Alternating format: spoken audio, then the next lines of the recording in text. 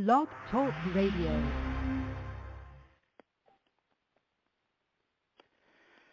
Bakunzi baraditeme nongeye kubasuhuza ni Turashimye Jean Paul mu kiganiro uyu munsi mutegurirwa kandi mukagezwaho nanjye buri wa kane w'icyumweru. Uyu munsi rero tukaba turi ku itariki ya 25 z'ukwezi kwa gatatu mwaka 2021.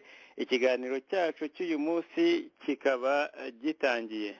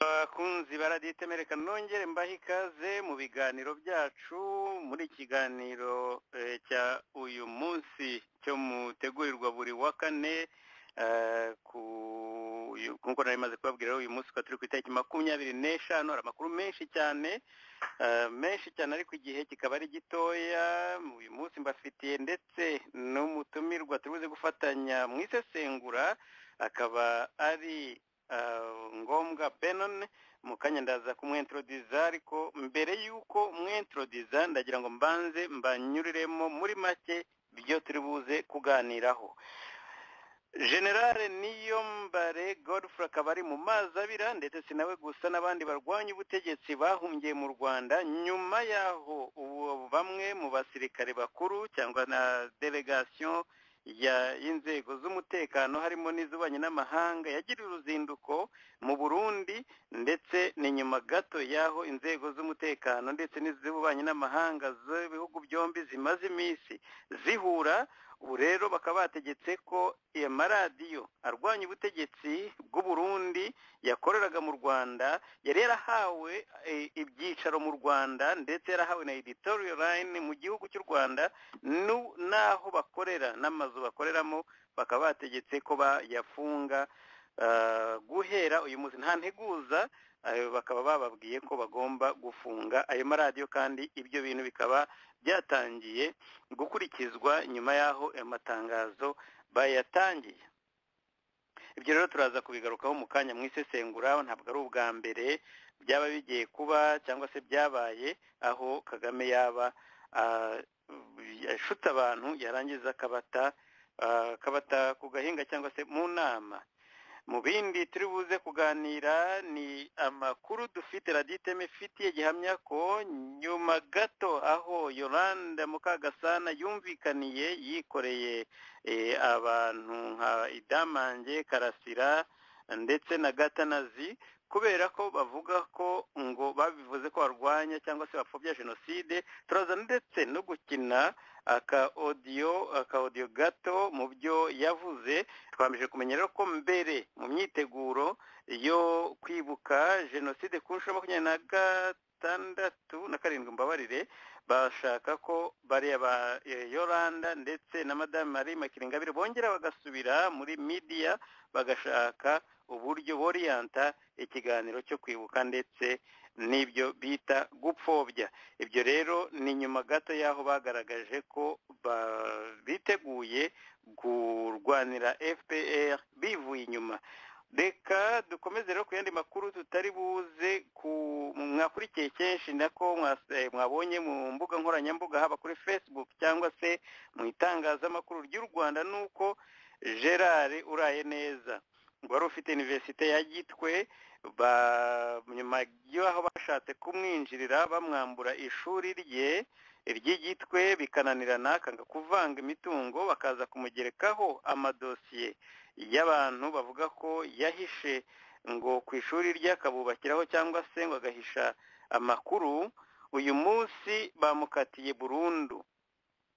Iri n'urubanza rwarutegerejwe cyane, ariko nta gitangaza cyavuyemo. Ibyo nabyo turabuze kubigarukaho mu makuru cyangwa se tubirambura, binatunerekana n'amasano cyangwa se n'amatekinika n'uburyarya no kubeshya kwa FPR, kuko impuhwe z'amakuru ni ikinyoma, ntabwo ari cyo bari bagambiriye, ahubwo ubu ni gukoresha inzego z'ubucamanza nk'inkoni cyangwa se nk'ikibando cyo guhana uwo mutumvikana. Tukivuga kuri ibyo bijyanye n'ubucamanza, Mudatiru Habibu wakatiwe imyaka 25, abandi mu bakatiwe bahise bajurira, ariko we nta kigaragaza ko yajuriye, ndetse nta nubwo no kuba nta kigaragaza ko yajuriye, ahubwo ntiyajuriye. Ntabwo rero nzi niba ari uko bifitanye isano nuko yemeye ibyaha byose yaregwaga.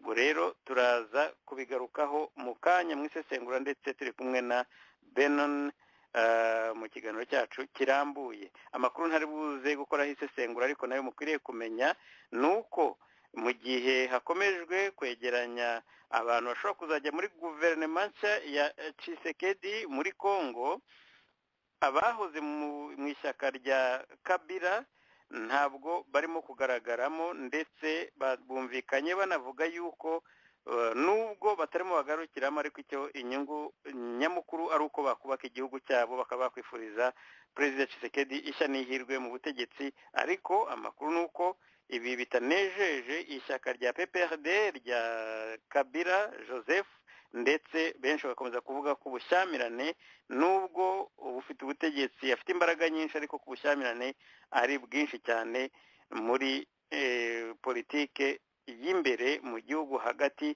ya PPRD na biriya mashyirahamwe cyangwa se impuzamashyaka bari bakoze. Benshi bakaba bakomeje kuvamo basanga ishyaka rya Tshisekedi. Turagaruka kandi ku nkuru ya Rusesabagina n'umusirikare wagiye kumushinja, umusirikare washinje nako Madame Victoire Ingabire. Uyu munsi rero akaba nawe arimo ashinja Rusesabagina, uwo akaba ari Lieutenant Colonel Habiyaremye Noel. Birababaje cyane kubona turi buze kuvuga kuri iyi nkuru, cyane ko mwakurikiye ubutumwa bwe batanze hashize igihe kinini cyane, batanze ubuhamya ku ruhande rwa leta, nyuma bakaza kuvuga ko babutanze kubera ko bakoreye iyicwa rubozo, babahatiye kwemera ibyaha, barangiza uyu munsi bakabazana kugira ngo batange ubuhamya nk'abantu bidegembya bashinja Rusesabagina. kandi aho barabigaragaza ko nta hantu bagaragaza ko Rusesabagina na Ingabire bakoranaga, ariko abatangabuhamya ni bamwe. Ibya bindi tuvuga ese byaba ari uko abo bantu bakoreshwa kubera yenda ibyo uburyo bafashwe cyangwa ibyo bafite, kugira ngo igihe cyose bakeneye gushinja abantu ku bijyanye na FDLR bavuga ati dufite abatangabuhamya credible, nubwo baba barashinje abantu bo muri FDU batari bafitanye amasano na PDR, ariko uyu munsi bakaba bakoze recycling babatangabuhamya bati muze mutanga ubuhamya contre Rusesabagina. Ntabwo nzi iyo témoignage agaciro ahandi hantu ishobora kubona uretse mu Rwanda honyine. Ibyo kandi nkaba nshobora no kubivugira no kuri mutangabuhamya Dr Michel Martin watanze ubuhamya avuga ko ari umwe mu bantu babanje gukorana na Rubingisa Providence, ariko akaza gusanga abantu ngo bafite imigambi mibisha, noneho akaza kubitapakurura agatangira gukorana na leta y'u Rwanda. Imvugo ye irasa neza niyo mwungeri wavuze ati nasanze abantu b'inzirakarengane bashobora gupfa, ariko ndagira ngo mbabwize ukuri ko uriya mudamu Dr Michel Martin yakoreye leta y'u Rwanda nyuma, yenda navuga ko ari nyuma gato y'ukwezi kwa 9 cyangwa nyuma y'ukwezi kwa 8, ndagwera nyuma y'ukwezi kwa 8 2012, ndaza kugaruka yenda ku nama nagize yarimo ivugwa ku kibazo arimo guteza, ubwo yarimo ashaka abantu muri California bo kugira ngo babashe nakubwo yashakaga abantu ngo kugira ngo barebe ko bavuga ko barwanya ubutegetsi bw'u Rwanda, bakabaha amafaranga cyangwa se bakabaha ubushobozi, ariko umugambi wari kugira ngo babashe gufatira opposition mu cyuho.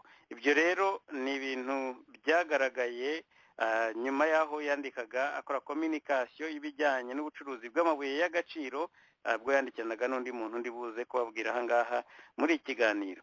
Deka nkuru ya nako ya Magufuli John Pombe, perezida wa Tanzania, amakuru turi babwiremo nako nta nubwo no kuturi babwiremo no kubabwira gusa ko yashingwe uyu munsi, akaba yashinguwe mu gice mu karere nako yavukiyemo ka Chato. Ubwo rero urugendo rwo kuri isi rwarangiye, amaze kuzenguruka mu bice bitandukanye, Zanzibar, Mwanza, Dodoma, noneho ariho Dodoma ariho yasezereweho n'abashyitsi bakuru kubera ko ariho capitale politique ya kiriya gihugu. Nyuma yaho akerekeza muri ya bice aho avuka, akaba ariho yashyinguwe uyu munsi. Reka rero ntabatindiye, mu kanya gatoya ndaza guha ikaze bwana Ngombwa Benone turi kumwe ahangaha muri ikiganiro, ndaza kubabwira n'uwari we ni mu kanya, ariko reka dufate amasegonda 30 gusa.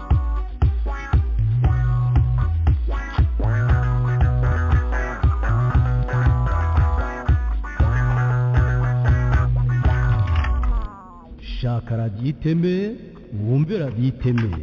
Ni radiyo yacu, ni radiyo yanyu. Radiyo iteme, ihuriro ryacu abaharanira ibyiza by'abanyarwanda. Cherchez la radio iteme, écoutez la radio iteme. C'est notre radio, c'est votre radio. La radio iteme, c'est le centre, la source, le moteur, la solution de tout ce qui veut le bien-être des Rwandais.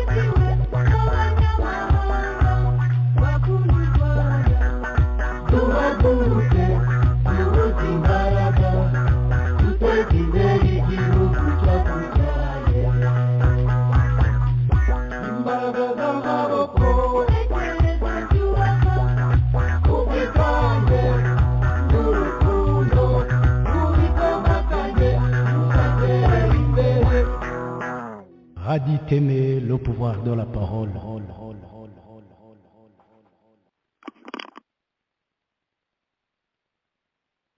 ikaze muri zacu ariko mbere y'uko dutangira isesengura cyangwa se ibiganiro byacu hari itangazo ngira ngo mbanze mbasomere ryihutirwa ariko nako sino kuba ko ryihutirwa ariko ni itangazo rimwe nagombaga nshaka gusoma muri ibi biganiro byacu kandi buze kongera kurisoma na mbere y'uko mva muri studio. Ni itangazo ni itangazo ryo kwibuka rijyanye no kwibuka cyangwa se memorial ya Assinapol Rwigara. Ni itangazo bamwe mushobora kuba mwamaze kubona ku mbuga nkoranyambaga ariko reka mbasomere ibi bikubiyemo ndetse bikubiye no muri ubwo butumire. Ni inshuti, abakunzi n'abavandimwe b'umuryango wa Assinapol Rwigara baratumira izo inshuti n'abakunzi n'abavandimwe muri umuhango cyangwa se muri gahunda yo kwibuka Rwigara Assinapol. Bikaba bizaba ku wa gatandatu n'ejo bundi ku itariki 27 z'ukwa gatandatu cyangwa se samedi Saturday mu March 27 2021. Reka nsubiremo, ni gahunda yo kwibuka Assinapol Rwigara izaba iteganyijwe ejo bundi, umusibo ejo izaba ari ku wa gatandatu ku isabato se muri uku kwezi tariki 27 2021. Amasaha ku bari mu Bubiligi ni saa 6 za kumanywa, abari New York mumbabarire na masaha saa 12 18h ya Bruxelles na Kigali, saa 6 za kumanywa ku masaha ya New York na Boston cyangwa se East Coast na Washington. Noneho akazaba ari saa 3 za mu gitondo amasaha ya Los Angeles muri California. Ubwo rero ku bantu bifuza kuzitabira uyu muhango cyangwa se iyi gahunda, mwahamagara kuri mobile. Reka mbahe akanya gato mushake ikaramu noneho mbabwire nimero ya mobile cyangwa ya WhatsApp mushobora kwandikiraho, ndetse kuko impamvu mbabwira ko ari byiza ko mufata ikaramu mukandika nuko uburyo iyi gahunda iteganyijwe nuko izabera kuri Zoom. Mukazahabwa rero Zoom link ariko udafite uburyo bwo kugira ngo ikugereho, yenda byatuma utabitabira kandi wari wabiteganyije. Ndizera ko iki gihe gihagije ko wamaze kubona ikaramu n'agapapuro. Noneho nguhe nimero ushobora kwandikiraho kuri WhatsApp. Ni 1 uguhamagaye kuri telefone muri Amerika 226 244 58990. Ndongera nsubiremo, iyi ni nimero mobile ya Tabita Gwiza musanzwe umenyereye. Ni 122 6 2 4 6 58990. Iri tangazo ndaza kongera kurisoma mbere yuko nsohoka, kandi zera ko niba utabyumvise neza uri buze gushobora kongera kwibutwa cyangwa se kumenya igihe gahunda iteganyijwe. Ariko nk'uko nari maze kubabwira, ni ejo bundi ku isabato ku wa gatandatu se March 27 27 z'ukwezi kwa gatatu uyu mwaka, ku masaha y'i Kigali mu Rwanda ni saa 12 za nimugoroba, ni isaa 6 za kumanywa amasaha ya New York, Washington na Boston. Ikaba ari amasaha ya saa 3 za mu gitondo ku masaha ya Los Angeles. Reka rero nakire uyu muvandimwe mutumirwa mfite uyu munsi muri studio. Iri tangazo ndaza kurigarukaho nkuko nawe mbabwiye. Rero ubwo benshi muzandikire kuri ya nimero, noneho mumbabarire nsubire inyuma gatoya hanyuma muzabone uburyo mubona Zoom link. Ahandi hantu mushobora gukurikira iyi mihango cyangwa se gahunda uko iteganyijweho mushobora kuzakura Zoom link ni kuri Twitter account ya Justice for Rwigara, ariyo @Rwigara agakato hasi justice cyangwa se @Rwigara karongo hasi justice, cyangwa se kuri Facebook page. Abantu bakurikira kuri Facebook ni Justice for Rwigara @Justice for Rwigara. Aho rero naho muzahabona Zoom link bitarenze umunsi w'ejo, cyangwa se yenda ishobora kuba yamaze no kuhagera. Reka rero mpe ikaze uyu mutumirwa turi kumwe muri ikiganiro. Ni ngombwa. Benon, niba unyumva nizere ko ngufite neza muri studio ukaba unyumva, reka ngusuhuze ngushimire ko wabonye akanya ko kubana natwe muri ibi biganiro. Ndabizi ko wigomwe igitotsi, ariko reka mbanze ngerageze numve ko muri studio ngufite 5-5. Benon, niba unyumva ikaze muri studio za Radio Iteme. Urakoze cyane Jean Paul, ndakumva neza kandi anezerewe kuba naje nanjye kugira ngo ntange umusanzu kubaka igihugu cyacu.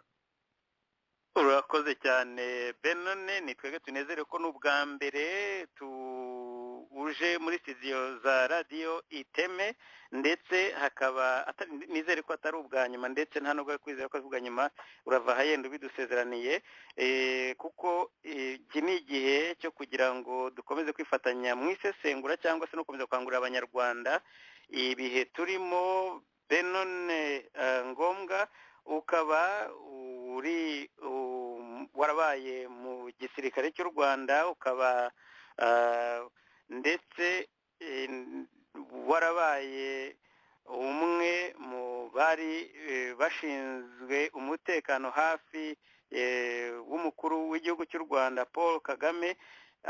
Ntabwo nshaka kujya kubera impamvu nashatse gusobanura, sindi bujye mu bindi birenze ibyo ngibyo, ariko nagira gusa ngo mbwire abakunzi bacu ko yenda imirimo yawe ishobora kuzatuma dukomeza gukora isesengura cyangwa se bakungukira no mu isesengura rya bimwe mu bibera hariya mu gihugu cyacu.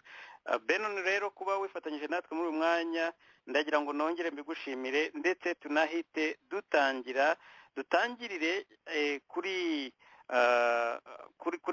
ku bijyanye n'ibintu n'inkuru z'igisirikare cyangwa se urukiko rwa gisirikare, aho Mudatiru Habibu major wari wafatiwe muri Kongo akaraswa kuguru, wemeye icyaha.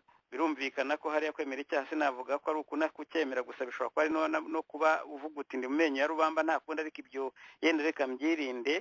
Ariko ndagira ngo tuvuge kuri irony, tuvuge kuri ikintu ntashobora ngewe ubwanjye Jean Paul gusobanukirwa, ku ishyaka nka FPR Inkotanyi bagize umutwe wa gisirikare witwa Inkotanyi, wari witwa nawo ko utemewe, ukaba wararwanye ukavanaho ubutegetsi bwa Habyarimana. Noneho uyu munsi bakaba bahangara bakavuga ngo, nabyumviye kuri televiziyo nyarwanda, ngo mu byaha bahamijwe nuko bari bashinzwe gutoza, yarashinzwe gutozwa ingabo zari zifite umugambi wo kuvanaho ubutegetsi buriho. Turabizi neza ko aribwo buryo FPR yageze ku butegetsi. Iyo wumvise ibirego nka biriya nyuma y'igihe gitoya, ntabwo navuga ko ari kinini cyane, kuko Inkotanyi zafashe ubutegetsi kiragiye n'ubu munsi nizo zigihari, zibizi neza uburyo zageze ku butegetsi, ariko noneho uyu munsi bakaba bacira imanza abantu bariho barwanya ubutegetsi ngo bakoresheje intwaro. Ese bishatse kuvuga ko Benon, ndagira ngo ubaze, bishatse kuvuga ko nabo igihe batazaba bakiri ku butegetsi biriya byaha dushobora kuzabibabaza igihe baba hari inkiko zishobora kubaciraho kuba atari ibyaha bindi baba barakoze muri urwo rugamba, ahubwo ibyaha byo baravanyeho ubutegetsi bwa Habyarimana, ubutegetsi bwariho bakoresheje intwaro. Ibi ntabwo ari bwo butumwa barimo gutanga. Urakoze Jean Paul. Ni ibintu bibabaje cyane kumva Habibu Mudasiru bamukatira imyaka 25. Icya mbere nabanza kuvuga ni ku bijyanye Habibu Mudasiru ni umwe mu bahagurukana na RPF Inkotanyi bajya gutangira urugamba rwo kugira ngo barebe ukuntu batahuka mu Rwanda. Niko hari impamvu zatumaga bajya kurwana. Izo mpamvu muri zimwe nuko nta burenganzira bafite bwo gutaha. Bari impunzi, abenshi baragiye ari batoya, abandi baravukiye hanze, ariko biba ngombwa ko bahaguruka ngo bajye gutaha. Noneho bifuza gutaha, ariko leta yariho Habyarimana n'izindi zari zaramubanjirije ntizibakundiye. hari abantu njya numva bavuga ngo leta ya Habyarimana yo yajyaga ibasaba yajyaga ibabwira ngo ushatse atahe n'ubu ngubu biravugwa kuko njya numva bavuga ngo abantu bari hanze uwashaka yatahuka ariko gutahuka bigira uko bigenda bigira process bicamo abantu bagomba gutaha mu gihugu cyabo ntawe babisaba batameze nk'abakomanga mu nzu y'undi muntu ngo bakingurire binjire baze bacumbike niko Habyarimana yabigenzaga yavuga ati abashaka kuza ntibaze ariko nyuma yaho akanavuga ati u Rwanda ruruzuye n'ikirahure cyuzuye ubwo badafite ahantu bajya bituma bahaguruka baratera hamwe na bagenzi be noneho ubwo ibyaje kuba nyuma niho u Rwanda rwakabaye rureba ku mpamvu ki abantu bamwe mu bahagurutse bakatera u Rwanda kugira ngo babashe gutahuka uyu munsi bari mu bashinjwa kugira ngo baratangira imitwe ishaka gutera igihugu kuko niba hari ibyo wakoze kandi impamvu yabiguteye kubikora ikaba urimo gutuma abandi nabo bagira icyo kibazo ni ngombwa ko wumva ko nabo bashobora guca inzira nk'izo waciyemo so Habib Mudasiru kuba yakatiwe bavuga ngo yatangije umutwe w'iterabwoba ibibazo nk'ibi ntekereza ko u Rwanda rubikemura mu buryo ntago rurabona inzira nziza zo kubikemura kandi ruyizi kuko hari ibyo ndatekereza ko mu gihe ntago ari bashya mu bintu byo gutotezwa benshi n'abantu bavuye hanze ari impunzi nkatwe twese ariko iyo ugiye kubona ukabona ubucamanza ntaho warega ngo ibintu bishoboke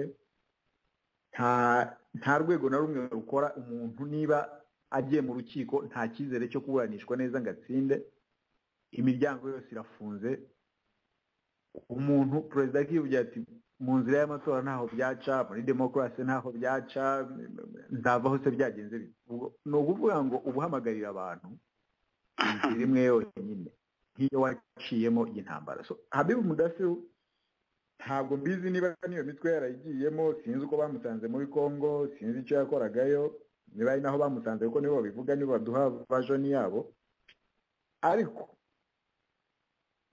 bakwiriye kuba bareba ku mpamvu zituma haba iyo mitwe bikanga ishaka kurwanya ubutegetsi icyo nicyo kibazo bakabaye badressinga mbere yo kujya kuvuga ngo barakatira umuntu imyaka kuko gukatira Habib Mudasiru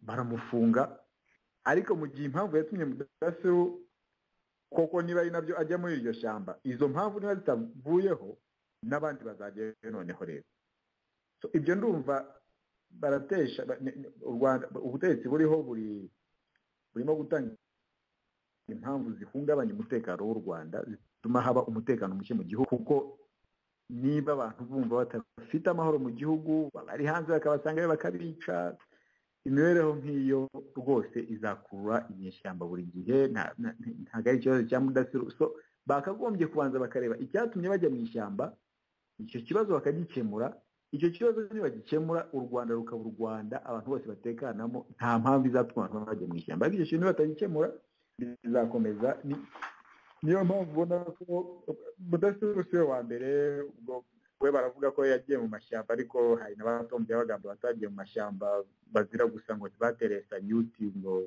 ibirendera ry'igihugu so ibyo ni ibibazo bikomeye bituruka mu miyoborere mibi aho kugira ngo basolovinge ikibazo cy'imiyoborere mibi ahubwo bakagishakira ahandi kandi ikibazo cy'imiyoborere ari ryo shingiro ry'ibibazo byose urakoze Jean Paul niho ukoze ndagira ngo ushimire nuko ibi bintu twagiye kugera tubigarukaho kenshi cyane ni ukugira ngo n'ubu tubyibutse leta y'u Rwanda kubona mu by'ukuri ikomeza ariyo yaba bikorwa n'abandi yenda ari nka irindi shyaka ritafashe intwaro ritabaye impunzi ritabujijwe uburenganzira mu gihugu cyabo hari ibyo nshobora kumva ariko reka iyi ngingo tuyiveho ndibaza ko ubutumwa bwo babwumva kandi buri clear noneho tukiri ku bintu by'inkiko ndashaka ngo tubivireho icyarimwe sinzi niba wakurikiranye urubanza rwa Urayeneza Gerard cyangwa se wabonye inshamake yarwo ni urubanza twagiye tuvuga mu itangazamakuru inshuro nyinshi, babanje kumwambura ishuri, nyuma yaho ishuri riza kuvamo amagufa cyangwa se imibiri y'abantu ishyinguye ahantu ngo batatanze amakuru. Bigaragara ko urubanza tudashobora no gusobanukirwa niba se rubanza nuko hari amagufa, ikibazo n'ikibazo cy'ishuri ritemewe, abanyeshuri baba bararifunze bakavuga ati ndetse tubaboneye n'irindi shuri, abandi mujye mu Ruhengeri, abandi mujye Kigali aha n'aha. Ibintu byagaragaraga ko ririya shuri batashaka ko rikora ritarimo shares cyangwa se FPR itari ifitemo ukuguru, cyane cyane ko uriya atari yumvaga ko adashaka yenda kwinvolvinga FPR, gushyiramo FPR muri ririya shuri rye. Ukuntu byageze aho bikaza kuvamo ibintu byo kutavuga imibiri, ni imyaka 26 irangiye, ntabwo ari ukuvuga ngo ni ibintu bishyashya wavuga uti ibintu nitwigeze tubimenya cyangwa se habuze abantu batanga, ukagira ngo noneho abantu impinja za kiriya gihe nizo zije zikavuga ziti twari turi abana ntitwashobora kubivuga kiriya gihe, ariko ubu noneho turi bakuru twababwira ukuri. Nyibaza uburyo ibyo bintu uyu munsi bashobora kubura ikimwaro, umugabo bakamukatira burundu, ni burundu, ni nk'icyo nakwita mu nyumvishirize. Maze iminsi imvuga urubanza rw'undi mubyeyi nawe uheze muri gereza, muri hariya kurya nyuma kwa Simbizi yarapfuye, madamu we bamujyana n'abana, nabwo ari nk'ikintu cy'urwiyeretso. Ariko reka tugaruke kuri Uraye Neza Gerard, niba n'abakurikiye ruya rubanza cyangwa se ukaba warigeze kurukurikirana mbere itari n'uyu munsi, uyu munsi habaye kumukatira burundu, opinion yawe cyangwa se ibitekerezo byawe kuri ya rubanza Benon? Urakoze Jean Paul. Nabikurikiye koko, nabyumvishe ko bamukatiye burundu. Ni ibintu biteye agahinda ukurikije n'uko urubanza rwagenze, uko abantu batangaga ubuhamya. Hari abantu benshi bavugaga ubuzima bwa Gerard Uraye Neza, bavuga, ndetse hari n'ubuhamya bw'abantu bavugaga, nigeze gukurikira ikiganiro cyaciye kuri Radio Iteme cy'umuntu wavugaga actually ukuntu Uraye Neza yamurengeye kandi abizi neza ko ari umututsi, so iyo ashaka kwica abatutsi avuga ko ariwe yari no guheraho. Noneho hari n'ubuhamya bwashaka gutangwa basabaga ko bwatangwa n'abacikacumu bahiyo mibiri. Noneho hari n'abatanga buhamya abacikacumu bari mu rukiko nabo bakatiwe imyaka 8 bahishirwa ngo guhisha ibimenyetso. So hari n'icyo Kagame niyo yageze kuvuga ngo ntawuhemukira u Rwanda ngo abikire. Ntekereza ko akwiriye kuba atekereza ko izo ngaruka zizamugeraho kuko arahemukira u Rwanda mu buryo bukomeye. Arakora ikintu kimeze nka Maris sinzi ukuntu, ariko nubugira nabi, kutifuriza neza, ntabwo yifuriza neza u Rwanda, kuko ararufata akarugira nk'urwe pasono, noneho inyungu zose zikabize, ntarebe ko ari u Rwanda rw'abanyarwanda n'inyungu zabo zose uko zingana, akazifata akazishyira ku mutwe, akazikandagira n'ubucamanza bwe yifatiye agashyira mu mufuka bakabwangiza. Ni ukuvuga ngo nk'iyo urebye Uraye Neza Gerard, ni ukuvuga ngo harimo conflict of interest. Bwa mbere byatangiye ari ishuri rivugwa, nyuma yaho haza kuzamo ibyo bintu by'imibiri, nyuma y'igihe kirekire ibintu bitavugwaho rumwe n'abacikacumu batavugaho rumwe. Ni ukuvuga ngo harimo izindi nyungu zituma Kagame, niba izo nyungu zibuze, agenda akavuga ati reka noneho twese tubihombe n'igihugu gihombe. Kuko niba Uraye Neza yatangiye, ntago niba Uraye Neza yarabashije gutangira ishuri nka ririya, hagaca igihe kingana gutya, intambara ikarangira, ntahunga igihugu, ni ukuvuga ko yari azi ko ntacyo yishinja umutima we iyo usa ngo cyari yari guhunga. Ariko yaricaye n'abandi kubaka, guhera kuri zero aho ibintu byari bigeze byarasenyutse, abafasha yubaka igihugu, ntabwo dushobora kubara abantu ishuri ryahaga akazi, abanyeshuri bigagayo, abo bose Kagame kubera inyungu ze tutamenya n'ubutegetsi bwe baravuga ati reka tubibure, reka igihugu kibibure, akorera amarisi igihugu, ahemukira igihugu, nyamara ya principle yivugiye ko udashobora guhemukira igihugu ngo bikugwe amahoro. So ibintu bya General Ryan iyo wumvishije uko urubanza rwagenze, ni nk'ibi Rusesabagina yavuze ngo nta bucamanza ntegereje muri izi nkiko.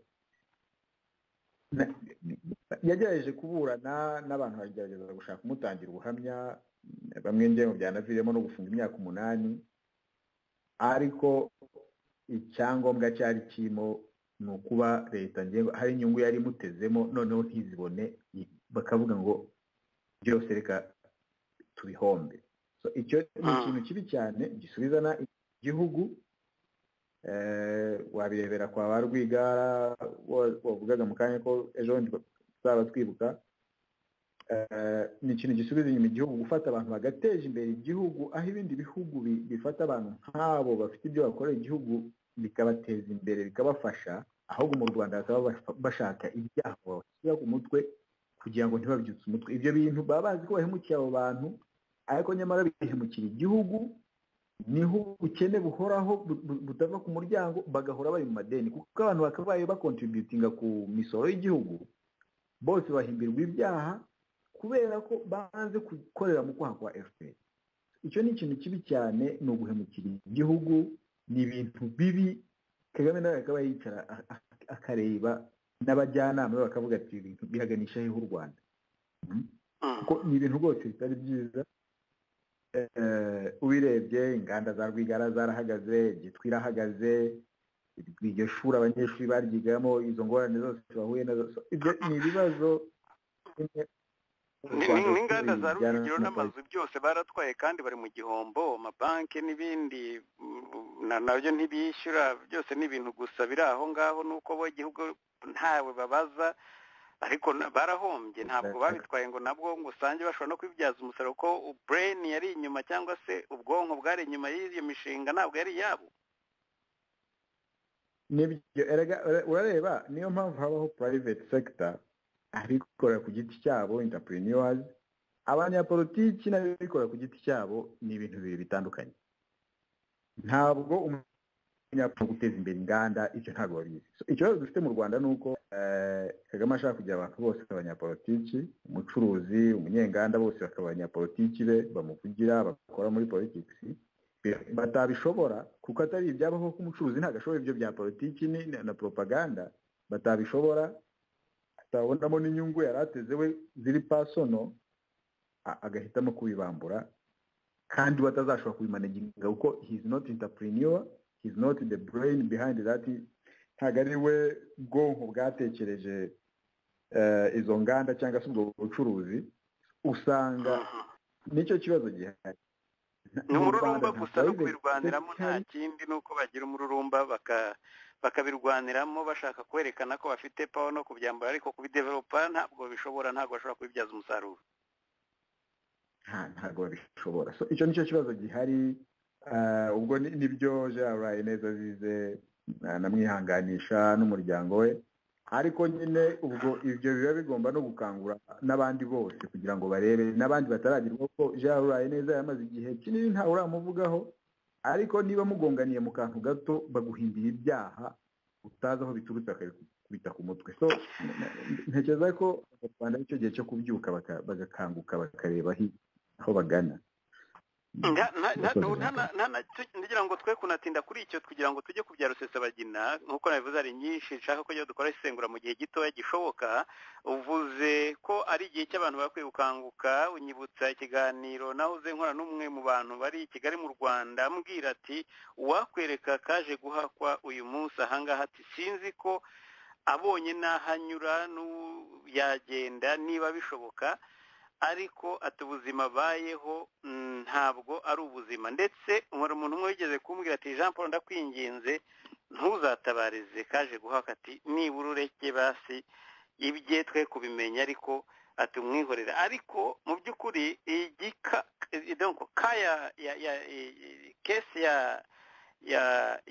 yakaje guhakwa waba umukunda waba utamukunda yagombye gisho ntabwo arika irizore cyangwa se isolated ntabwo ari we wenyine gusa wafata bamuvunyi wafata n'abandi bantu twita abashumba noneho kuri ziriya kesi z'abariya abantu nk'abariya bawuraye neza bariya abashoramari bari mu Rwanda nta muntu utari ukwiriye kureba akavuga ati niba Kagame na FPR bashobora kwitwara uburyo kuri Pascal Munyampirwa bakabikora mu bantu nk'aba Rujugiro bakitwara batya ku bantu yenda nabo bamuvunyi bari abashumba bakabitwara gutyo ku bantu n'abandi bari aba Alex nabo nababwiye ko nyikora ubushakashatsi uburyo uruganda rwe batangiye kurutwika ruriya rw'ibireti kandi ari ibintu bafatanyije kugira ngo barebe uko bamukuramo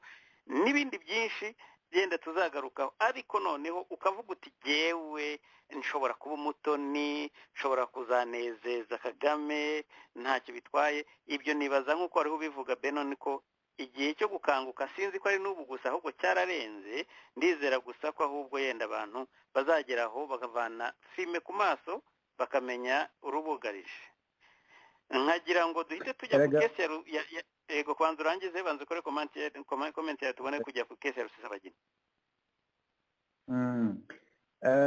ni koko ibyo uvuga nibyo igihe cyaranarenze kuko gusa sinzi abanyarwanda ikibakuma amaso gituma ibintu biba ku muntu umwe noneho undi akumva ko koko bitazanamugeraho kuko rega ibyo bya mudasobwa twanavugaga warebera ku bantu nk'abatombye abagamba babaye Republican Guard abo mukuru waho wavuze ko nahabaye koko nahabaye abo mukuru wacu ni umuntu wabayeho Kagame afite ukuntu agufata akakuzamura akakugira igitangaza akakubeshya akakwereka ko uri hejuru y'abandi bose koko noneho niho binagera yajya kukumanura gukubise hasi abantu bose baturiye ntihakagira umuririro urumva nibyo agahagarara muri feruje agaparika imodoka agateza ambuteyage traffic jam akavuga ngo ari mu nshingano z'akazi ari kuri telefone polisi kaza yazigasanga ni kugira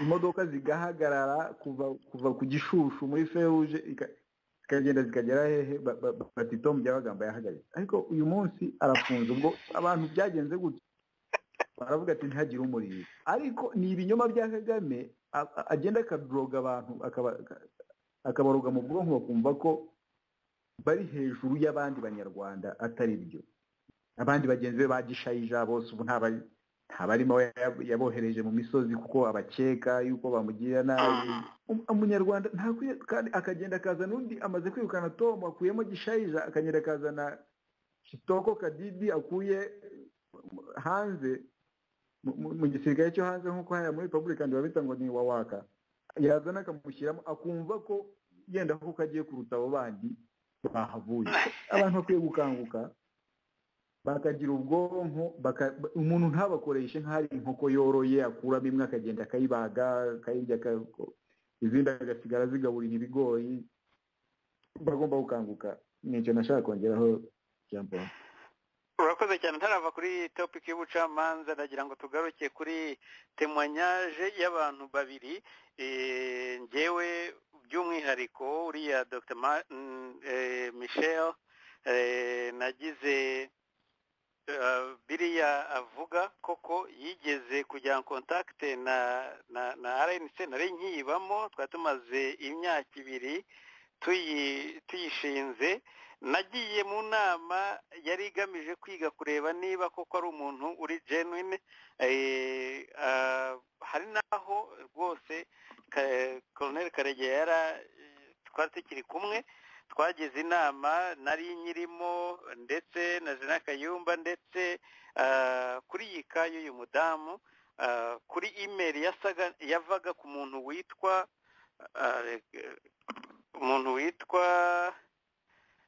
ndebe note zanjye witwa Frank Corto cyangwa se wiyise Frank Corto. Ndabyibuka ko mu bintu navuze icyo gihe navugaga ko uyu Frank Corto ashobora kuba ari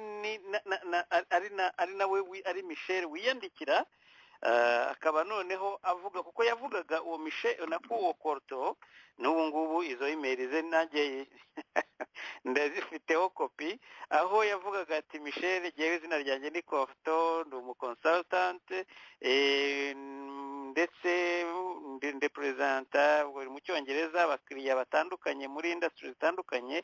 Batubu ndiho ndakora ubushakashatsi ku bijyanye na mining, ibintu bijyanye n'ubucukuzi bw'amabuye y'agaciro muri Central na East Africa ndetse by'umwihariko ku Rwanda. Ngo kubyo nashoboye gusoma sofa Kongo ari situation iri complex, nkumva ariko Kongo ngo ushobora kuba ufite ngo ba contact muri region ngo bashobora kumfasha kugira ngo mbashe kuba yenda nagira nakwiyungura cyangwa se nakwihugura kuri ibi bibazo. Ngo nakwishimira kugira ngo nge nawe twicarane cyangwa n'undi muntu utekereza wafasha, ngo noneho twige kuri icyo kibazo. Aravuga ati njyewe ndi baze muri West Coast, ariko njya ngenda ndetse njya Chicago kenshi, ndagira ngo nkusabe niba umbwire nako niba byashoboka ko twahura. Njyewe ati nako iti ubufasha bwawe kuri iki kibazo ndabushimiye kandi ntegereje kuzahura nawe ni mu minsi ya vuba. Ati nitwa Frank. Aba yarakoreye ikintu kimeze nk'igisosiyete kimeze nk'abaringa. Noneho Michel ahita amusubiza ako kanya uriya mudokiteri mwamwumvise arimo asubiza, aravuga turakoze cyane kunshaka. Ati nanjye hari ibibazo byo muri Afrique Centrale cyangwa se Great Lakes mu bihugu by'ibiyaga bigari maze iminsi nkurikirana. Ati ngo kandi ngo ibyo uvuga ko nibyo. Ati ikibazo kiri complex, ni ikibazo kitoroshye cyangwa se gusobanukirwa, atariko nta kabuza dushobora kukigira hamwe. Ngo njyewe ngo hari abantu nkorana nabo ndetse twubatse umubano buhoro buhoro. Ati ndetse n'abantu mbona ari abantu bo kwizerwa bazi n'ibintu byo mu karere. Bati jewe ndabyizeye ko ngo bashobora kuzashaka guhura nawe, ndabizi neza ko bashaka guhura nawe. Ati ndetse ndiho ndaha kopi umuntu w'inshuti yanjye cyane witwa Rubingisa Providence. Ati akaba ava mu Rwanda, yabaye no muri Tanzania, amaze igihe cy'imyaka 5 muri Amerika. Ati ariko yakomeje gukora ibintu bijyanye na Afurika n'ibindi. Ati rero bizanshimisha kwicarana nawe ndetse waje igihe uzaba muri Chicago, waje muri Chicago. Ati njyewe rwose ndi flexible, kumbona nta kibazo n'ibindi byinshi. Ati nzi ninza ndetse nzaza nitwaje na Providence hamwe nanjye.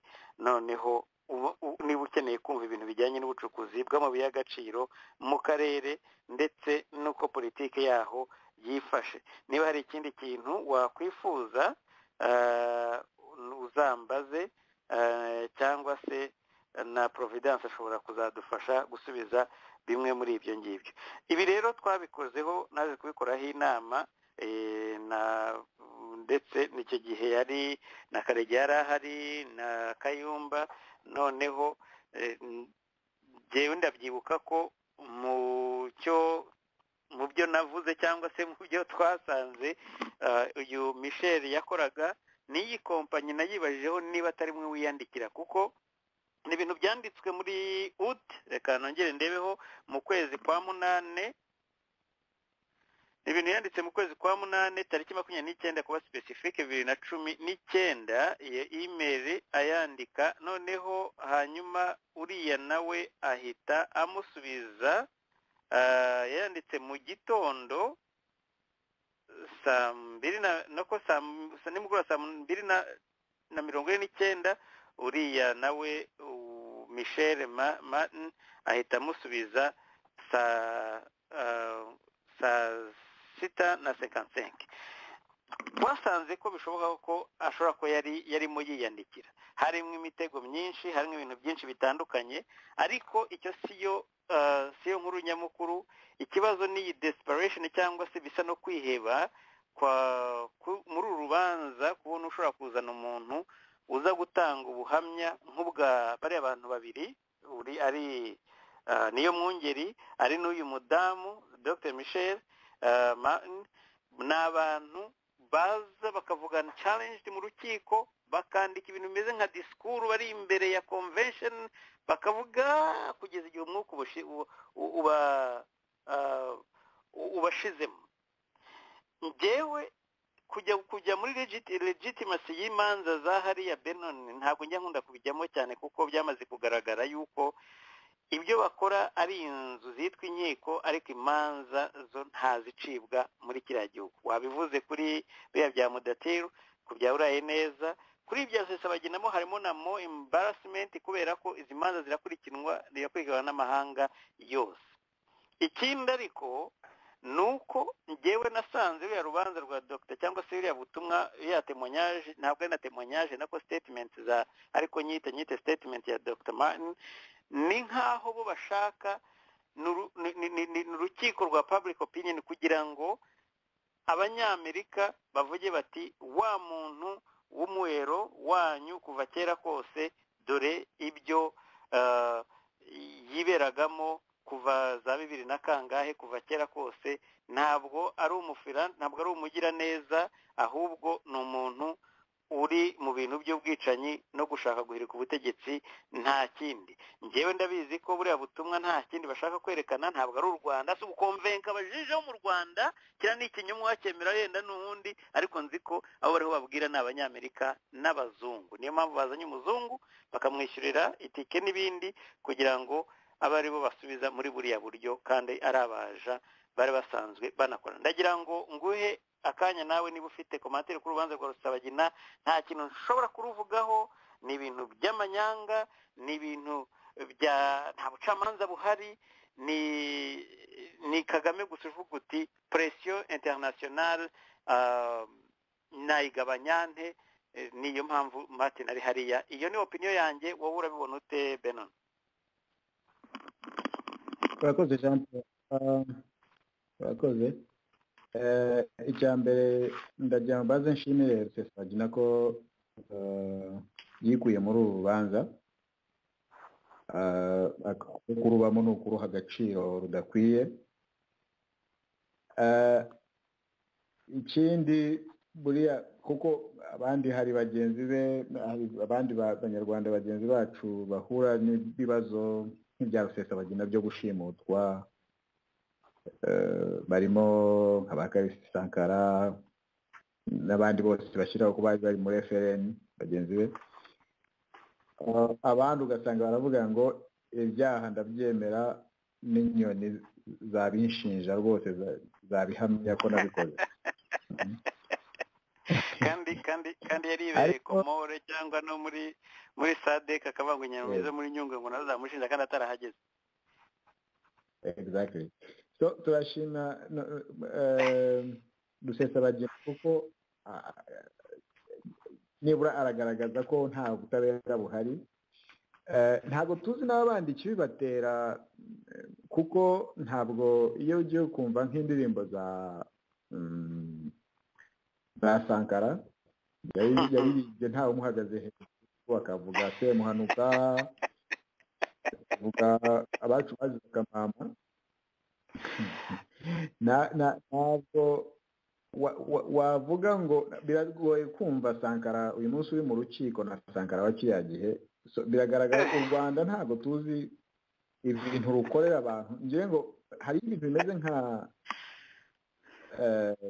nk'ibyo mu banazi, gas chamber, abantu bajyana abantu ibyo bakorera tubizi, bakagaruka basaze mu mutwe, bahindutse. Ni ukuvuga ngo iyo ureba nka Sankara avuga, ni Kagame uvuga rwose, ntabwo ari Sankara, ntabwo ari Sankara abantu bazi.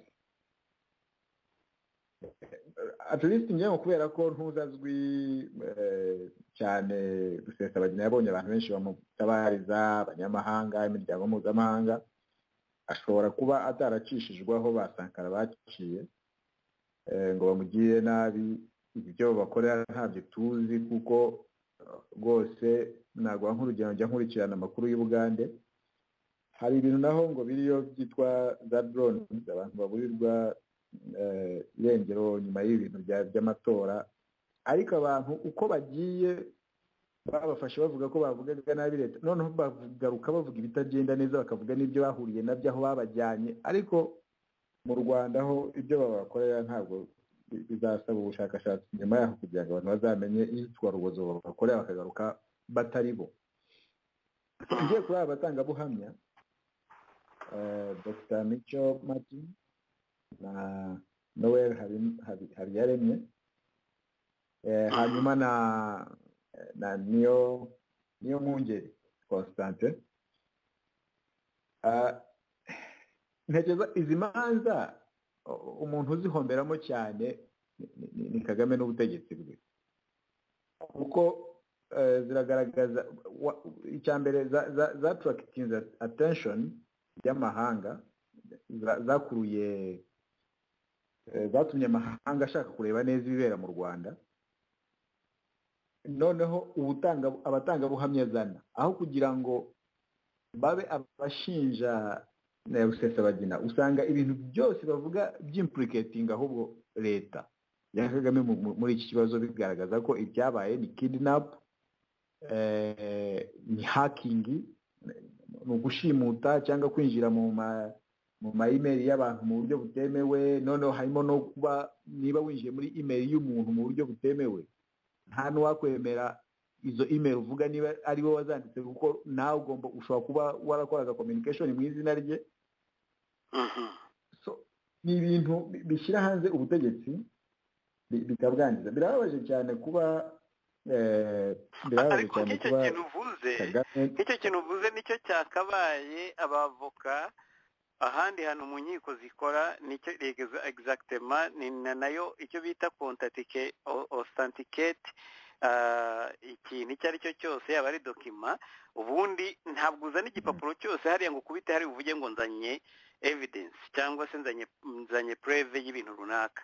Ikindi procedure yindi ikurikiraho niyo bita authenticate cyangwa se authenticating iyo dokima, kugira ngo bigaragaze koko ikivuga ari cyo ari kiricyo. No kuvuga ngo ibyo byose urimo kuvuga byo byaba ahantu hari imanza nyamanza, nko kuvuga ngo ese umuntu wari ufite code passcode y'umuntu niki kitubwira ko atari we wandikaga ibi nibi, ariko hariya nta muntu uzabimubaza. Ibyo bindi biba ahantu mu manza zindi, biriya ni ibintu nyine bitavanaho cya kintu bavuga ko ari uko expose ku ruhande rw'u Rwanda. Ariko ndashaka kuvuga ko biriya ubundi ibyo bivugwa mu manza nyamanza, niho baza gukaranga umutangabuhamya akageraho koko akavuga, cyangwa se akaba nawe akinyuramo, bikazagaragaza ko umutangabuhamya atari we. Ariko hariya baramubwira bati vuga, akavuga ati munyihangana sinsikaje amapaje abiri ndaba ndangije, kugeza igihe yumvise umwuka umushizemo akaribwo avuga ati ndafata ikiruhuko. Ariko ntabwo buriya ari ubuhamya, ni théâtre. Ni nayo mpamvu ubona nta hantu na hamwe u Rwanda rujyanwa mu manza mu nkiko zifite ubushobozi zigenga, zaba iza Afurika zaba iza East Africa, ngo hatsindi. Ntabwo bishoboka, nta rubanza u Rwanda rushobora gutsindira hariya. Ni hariya gusa haba hari abantu, abacamanza bameze nka automated machine cyangwa robots, babwira ngo muvuge urubanza mu ruce gutya bikarangira. Ibindi bibera hariya ni ukumara amasaha gusa, ni ukumara umwanya, ni ugushyushya intebe, ariko ntacyo bakora. Ikindi none abatangabuhamya bonyine baza muri iki gihe Kagame ntabwo yari akwiye kuba, n'ubutegetsi bwe ntabwo bari bakwiye kuba bitwara nk'abadikiteta babayeho mu bihe byashize, kuko biragoye kubeshya abantu. Turi mu gihe cya tekinoloji, uvuga ikintu mu kanya abantu bagashakisha bakamenya. Nk'uyu Michel Martin, nyuma yo gutanga ubuhamya hahise ako kanya hasohoka document iri ku mbuga hari na rumwe rwo mu Rwanda ruhari rwa Minicofin I think bisobanura uburyo ari kuri payroll y'u Rwanda ahembwa baravuga $5,000 by'amadolari. Ibyo bishobora kuba ari ibyanditse muri contract ariko ayo bamuharenza ayo ngayo. Ntabwo ushobora gufata ubundi hari conflict of interest ni ukuvuga ngo ni umukozi w'u Rwanda, nta kuntu ashobora kuza gutanga ubuhamya ngo bw'umuntu w'inshuti ye kandi sofa bigaragara ko ari umukozi w'u Rwanda aruhagarariye aravuga ibyo bamubwiye n'ubundi ari mu kazi ubu ngubu icyo bamuhemberaga nicyo arimo gukora uyu munsi. Exactly. Nta kandi kazi baramuhaye, nta ofisi bamuhaye yo guteza imbere ubukerarugendo cyangwa iki, ni consultancy yo kumanaginga no gukora propaganda muri diaspora y'abanyarwanda mu mahanga. So ako kazi yari arimo niko nungu bakirimo ka lobbying arimo biri umuntu yabifata nka propaganda yaje gukora kuko arimo arakora akazi yishyurirwa buri munsi. Biratangaje kuba yaratinyutse akavuga ngo yavuze ibintu ku bushake bwe, nta gahato ka leta yamushyizeho, ariko niba atari n'agahato ariko bamwishyuye arimo akorera umushahara. So ibintu yavuze ni ibintu biteye agahinda kandi bikomeza gushyira hanze ubutegetsi bwa Kagame, kandi noneho biteza n'umwuka kuko buriya ikintu cya mbere giteza umutekano mu gihugu ni ukuba hari ubucamanza, hari ubutabera, umuntu wese yumva ko niba yarenganye yajyamo akarenganurwa. Kwereka abanyarwanda ko nta muryango n'umwe ushobora kujya gushakiramo ubutabera ngo ububone. Ibyo bibazo nibyo biteza imvururu, nibyo biteza abantu kugumuka, nibyo biteza umutekano muke, naho ngaho byose bishingiye. So iyo bavuga umutekano batarakora ku kintu cy'ubutabera ngo umuntu niba arenganyijwe abona hajya kurega ubutabera, uwo mutekano bavuga rwose nibo barimo kuwica mu gihe bica inzego zagatumye abantu bumva bafite amahoro bagatekanira mu gihugu cyabo. Bakoze Jean Paul. Niho koze ndagira ngo nkubwire ko ibyo rwose nk'uko tubivuga ni ugutanga, twe turiho turatanga abagabo. Ntabwo nzi ko FPR ifite umugambi wo kuzikosora, ariko byaba biri mu nyungu yabyo iramutse bishatse, kuko ibi byose irimo kubikora nibyo iri expose kurushaho gukomeza kugaragaza ko ari igitugu cyayo idafite n'umugambi wo kugihagarika cyangwa se guslowing down. Ibyo wavugaga bya bias nk'ibyo twahoze tuvuga kuva kare kose ko umuntu uvuga ko ari kuri payroll ya leta akanavuga ko akorera leta kubera ko yasanze uruhande rundi rwayirwanyaga rufite umugambi wo kubakuraho, wabafitiye impuhwe z'uko batagomba kuvaho. Ngiye mu rubanza mu byo numvise byose Rusesagina murega ni ibintu numvise bitaregwa bitajya kuburanwa kuko na nyir'ubwite ntiyabihakanye.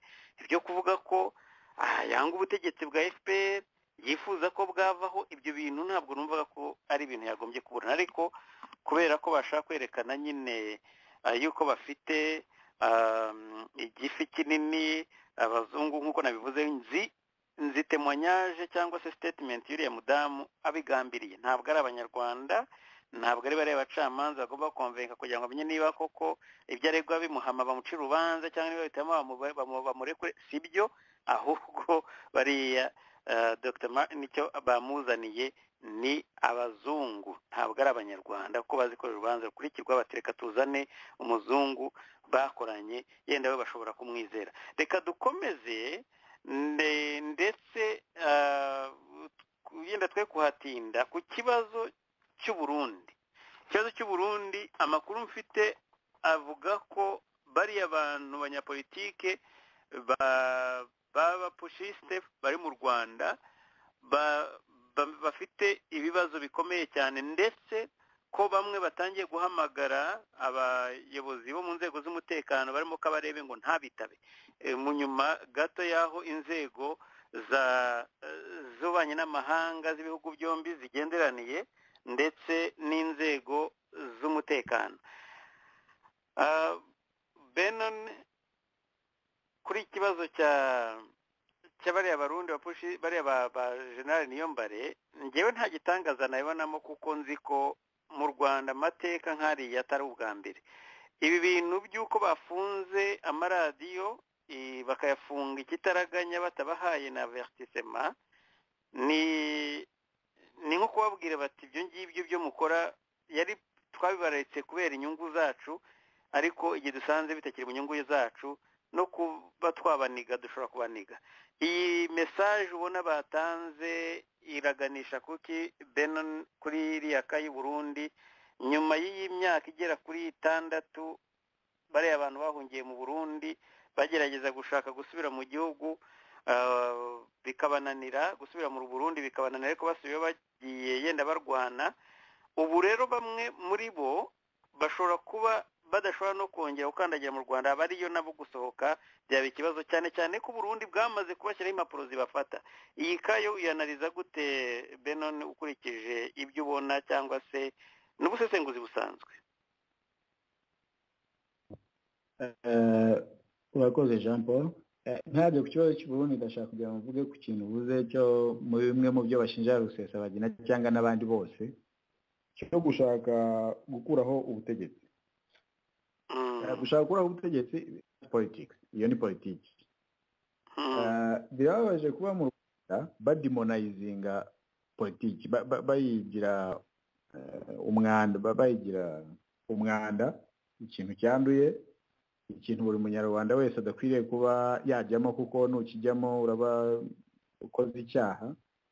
Kandi ubundi politiki, abanyapolitiki, igihugu kiri herese cyangwa se gifite ubuzima bwiza ni gifite abanyapolitiki bakompitinga.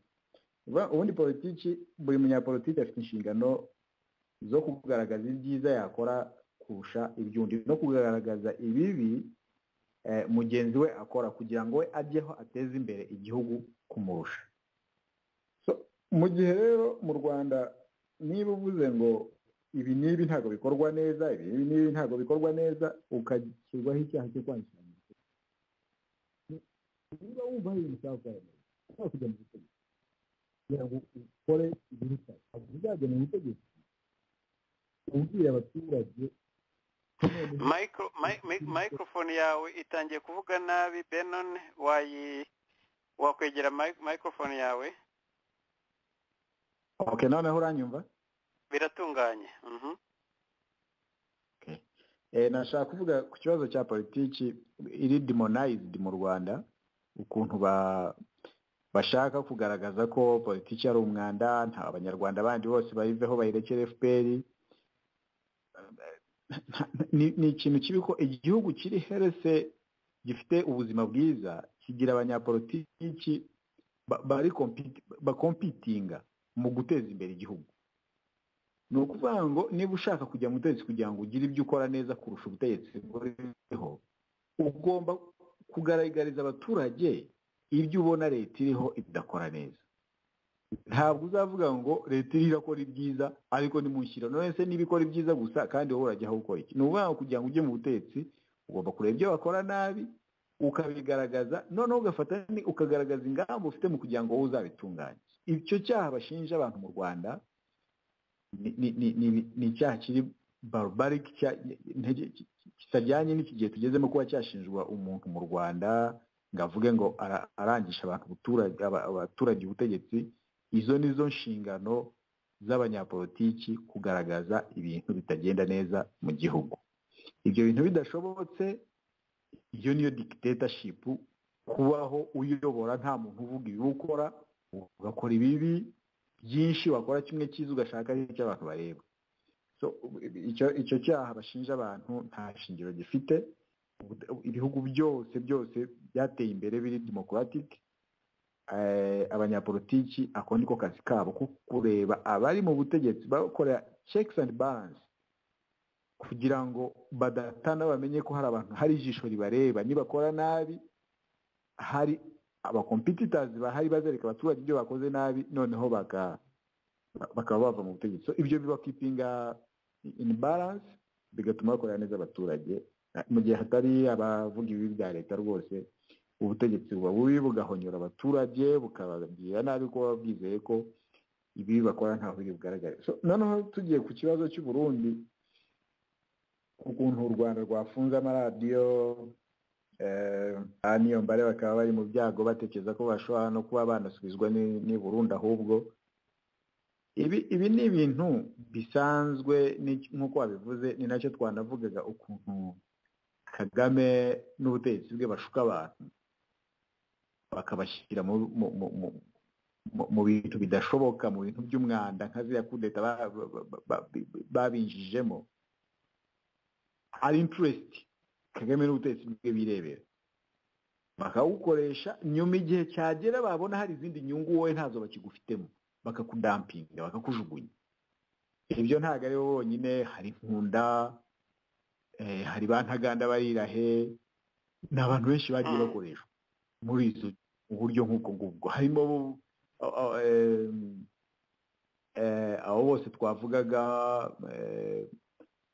batombye abagamba abantu ntago si no ku banyamahanga gusa ariko baragukoresha mu nyungu zabo barangiza bakakujugunya icyo ni ikintu bamasitarinze ariko birababaje kuba ibyo bintu bikorwa mu izina ry'u Rwanda bisiga isura mbi y'u Rwanda kuko usanga ibibazo byabereye i Burundi biza bigasanga u Rwanda kandi ubundi u Rwanda nta hantu rwakabaye ruhuriye n'ibibazo by'u Burundi ariko ugasanga babikuruyemo u Rwanda ari nabyo ibintu usanga abanyarwanda babigwamo hambere aho nigeze kubona umunyarwanda ngo wari woherejwe i Burundi kuba maneko arimo atanga ubuhamya yiripotinze kuri leta avuga ati bari banyohereje kuba maneko ubwo ngo n'umwe ntago twavuga abafatirwa wenda bagahura n'ibyago bikomeye kubera politiki mbi y'u Rwanda yo gushaka kumedoringa mu mibereho y'ibindi bihugu ibi bigomba kwesomwa n'abandi bose bakoreshwa nk'aba ba Micho Martin u Rwanda rawukoresha ariko igihe nikigera barakudampinga kuko bo ni abantu bareba inyungu zabo personal zitari n'iz'igihugu igihe babonye icyo bagushagaho kirangiye barakujugunya ntibahagarariye ubwoko runaka ntibahagarariye abatutsi ntibahagarariye abahutu ntibahagarariye abatwa ntibahagarariye abanyarwanda bahagarariye ibifu byabo n'imibereho yabo ariko unfortunately nanjye kuvuga ngo na well-being n'imibereho myiza yabo ariko ibintu bakora bagomba kuba babizi amateka y'isi ntago atangiranye nabo hari abantu benshi bagerageje ibintu nk'ibyabo ba Hitler bashaka gufata uburayi bwose bakabugira Ubudage ariko iyo winjiye muri iyo nzira yo gushaka guhungabanya umutekano w'ahandi hantu hose birangira umutekano wawe ari uhungabanye so ikintu cya mbere gikwiriye kuba isomo abantu bakwiye kwirinda gukoreshwa na leta y'u Rwanda kuko aho bizarangirira abitazahemukira ikabajugunya bizarangira bahirimanye nayo bisange mu manza zikomeye kuko nk'ubu nk'aba ba Niyombare n'abo bari bafite amaradiyo ni abantu bari kuri risiki yo kuba u Rwanda rwabatanga rwose rukabasubiza ni Burundi ni ibintu bishoboka mu gihe rwaba rureba yenda babishukisha Burundi noneho bukabona ko babaye abantu bazima bakabasha gukorana ko Rwanda ni igihugu gifite ibibazo ubu ngubu bya diplomasi bifitanye ibibazo hafi n'ibihugu byose birukikije so rushobora gukora igishoboka cyose mu guhuma amaso igihugu runaka kugira ngo byereke ko rwose noneho cyabaye abantu bazima rugutangaho nk'igitambo mu gihe rugitekereza ibindi rwakora nyuma ariko wowe ukaburagiye abantu iyi ni isomo rikomeye kandi sibo ba mbere nk'uko twabivuze bakunda Bantaganda n'abandi ibi ni ibintu byabayeho babikorera abanyamahanga babikorera bene gihugu b'u Rwanda bakoresha mu nyungu zabo bakakujugunya ariko abantu icyo bagomba kureba ni ukwirinda kwinjizwa mu bintu nk'ibi bitesha agaciro bihungabanya umutekano wo mu karere kuko u Rwanda rwo Kagame ni ukuwukoresha nyuma yaho akakujugunya urakoze Jean Paul urakoze ngombwa Benon ndagira ngo ingingo ngira ngo tuza gusorezaho ni iyo nahereyeho mvuga amakuru dufite ko mu minsi mike cyane iri imbere yenda mu cyumweru kimwe harimo hategurwa abantu bo mu bacikacumu ngo bagomba gufata iya mbere bakoriyanta ikiganiro ndetse bakikoma abantu bashobora kubavangira muri ino minsi. Ndagira ngo mbere y'uko nza kuri ibyo ngaruke ku magambo amwe ya bamwe mu bo bari bashaka gutegura gushyira imbere. Umwe muri bo ni Yolanda Mukagasana yavuze hari nyuma gato Idamange Gatanazi ndetse na Aimable Karasira, hanyuma tugaruka kuri niho turi busoreze ikiganiro cyacu, ariko reka manze mwumve iyi ngingo nako iyi audio, none kuri iyi ngingo turaza kugaruka mu isesengura mu kanya tumaze kumva amwe mu magambo uyu mudamu yagiye avuga. Kuko mu kiganiro twari twagiranye amambere wavuze uti ndebye uko ari kwitwara numva ahubwo jye nazatanga ikirego kuva ubutabera bwamubona akajya mu nzego z'ubutabera. N'ejo bundi yagejejwe imbere y'ubutabera araburana, ntacyo tuzi tuvugana. Hari ikindi kiganiro nagiranye n'umubyeyi Marie Immaculée Ingabire, aravuga ati bwari ni umunsi ukurikiye itabwa muri yombi ry'uyu mubyeyi Idamange. Ati kiri kuba rwose mbyutse mu gitondo nzi ko ntawe nongera guhurira n'ijwi rya Idamange. Ati ndaruhutse. Gutabwa muri yombi ku Idamange kuri wowe ryakubwiye iki? Umva sinzi n'ukuntu nakubwira, kereka nsubiye nko muri ibyo bya Ingabire.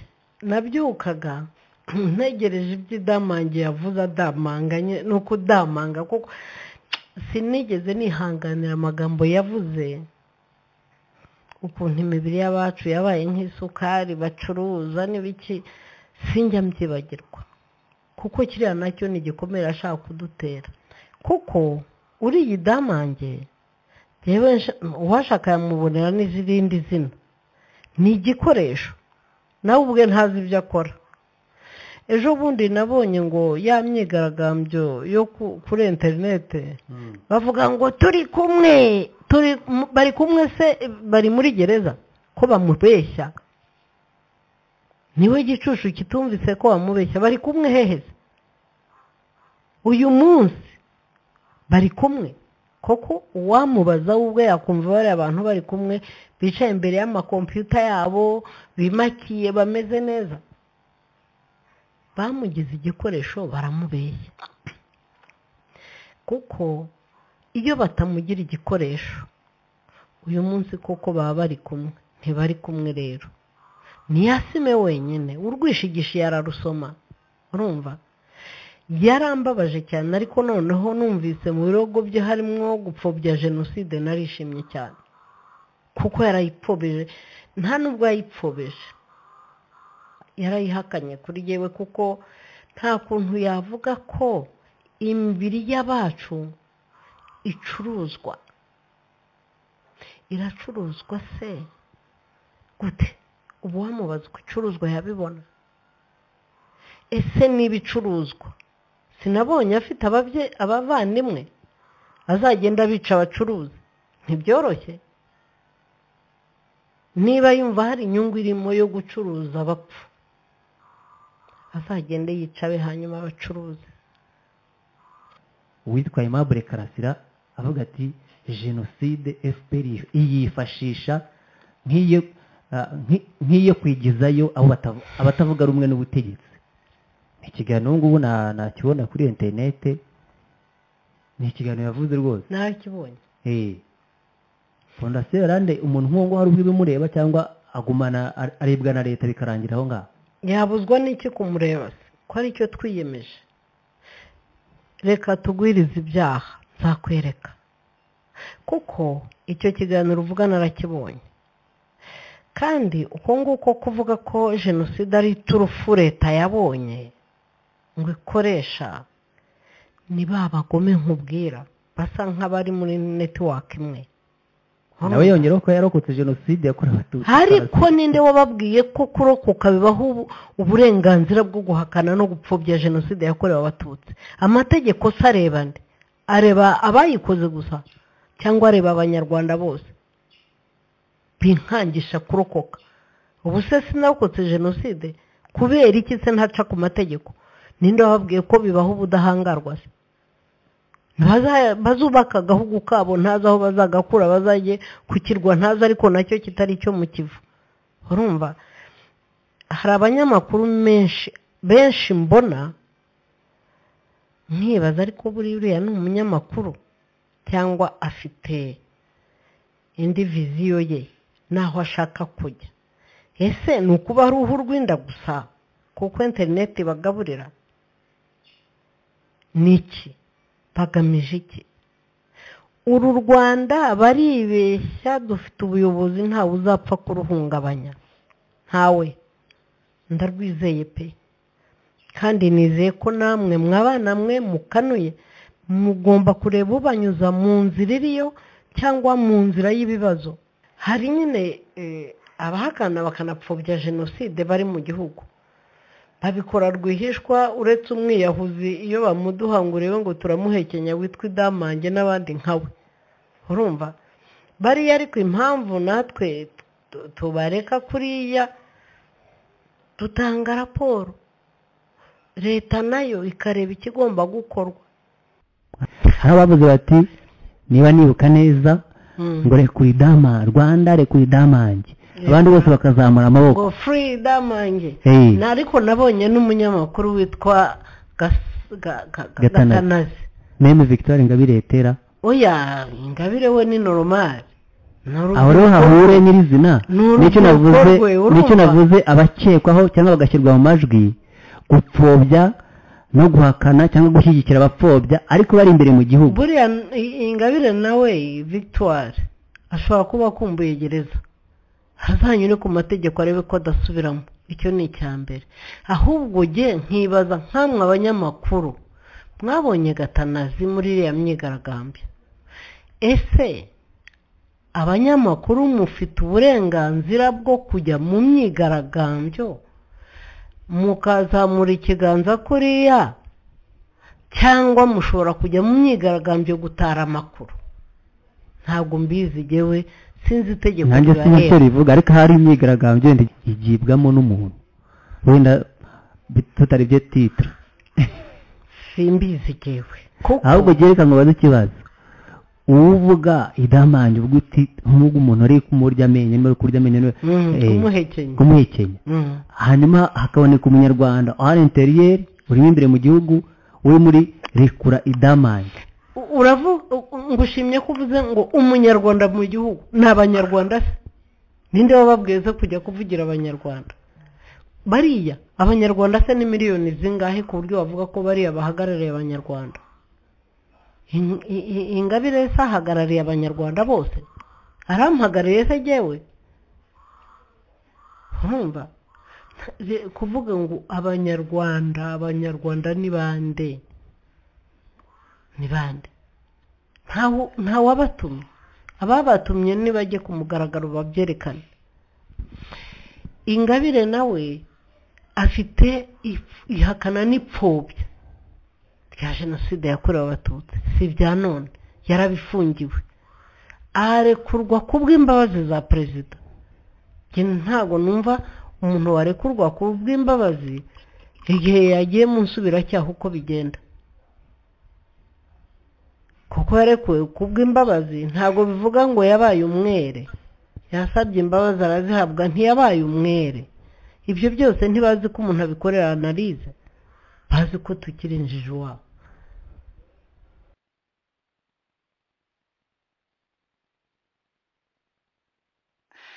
ntabwo nzi aho nshobora guhera Benon kuri iyi disikuru cyangwa se kuri intervention ya Madame Yolanda.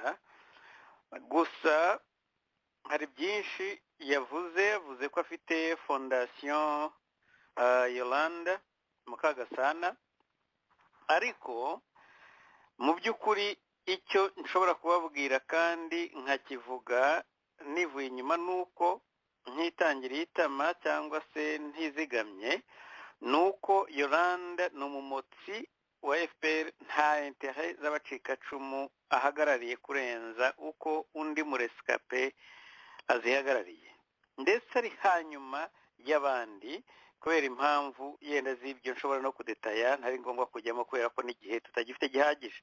Ngende ibi tuzabigarukaho kuko numvise ko ari umwe mu bo bashaka gushyira imbere muri ino minsi kandi nzabigarukaho. Hari umuntu witwa Kigurube, ntabwo njya nibuka izina rye, ariko ni interahamwe butwi, ni interahamwe yo kuri bariyeri itabihakana itagira gute, ariko uyu Yolande Mukagasana ubwo abandi bariho bavuga ko ari ishyano kubona Kigurube bashobora kujya mu Rwanda akaba protege na FPR inkotanyi, kanga ko bamufata cyangwa se bakamucira urubanza nk'uko baziciriye n'abandi, kandi bavuga batigeze amahirwe avuye mu Burayi, abamufiteho ibimenyetso bakabitanga. Yolande uyu nguyu yari kurwana ku ruhande rwa FPR avuga ati no, ni gahunda ya leta y'ubumwe, ntabwo ashaka ko justice ibaho cyangwa se ubwo bucamanza ubwo butabera avuga bukwiriye kubona abacikacumu n'ababupfobye bo muri bo, ntabwo ibyo yabitekereje. Ariko uyu munsi urumva ko afite passion iteye ubwoba ku bijyanye no guproteja cyangwa se guprotectinga inyungu z'abacitse ku icumu. Aragira akanavuga ati abantu si abanyarwanda ku mugaragaro, ati se Ingabire warampagarariye arande perezida jewe, none se utarepresenta Yolanda ntabwo azavuga mu Rwanda, ni igicibwa mu gihugu. Ashobora kuba atarepresenta Yolanda kandi koko ntabwo muri perezida yenda, ariko afite abandi yenda. Noneho hari akantu avuga ati imbabazi yahawe z'umukuru w'igihugu. Hari ikintu kimwe nshaka kugira ngo mbwire n'abandi bavuga ngo umuntu yahawe imbabazi n'umukuru w'igihugu. Iyo bumva Amerika cyangwa perezida Amerika atanze imbabazi, amaze ibyo bita clemency.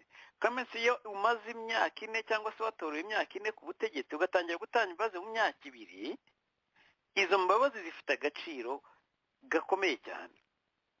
Cyangwa se mbere y'uko manda yawe irangira y'imyaka 4 ukavuga uti sinshaka kugenda ntababariye uyu muntu, kubera ko ari imwe mu muco wa Amerika cyangwa se muri power za presidency. Ariko kumva umuntu umaze imyaka 24 ku butegetsi cyangwa 5 ku butegetsi akavuga ngo noneho ngo aguhaye imbabazi, ntaho bihuriye.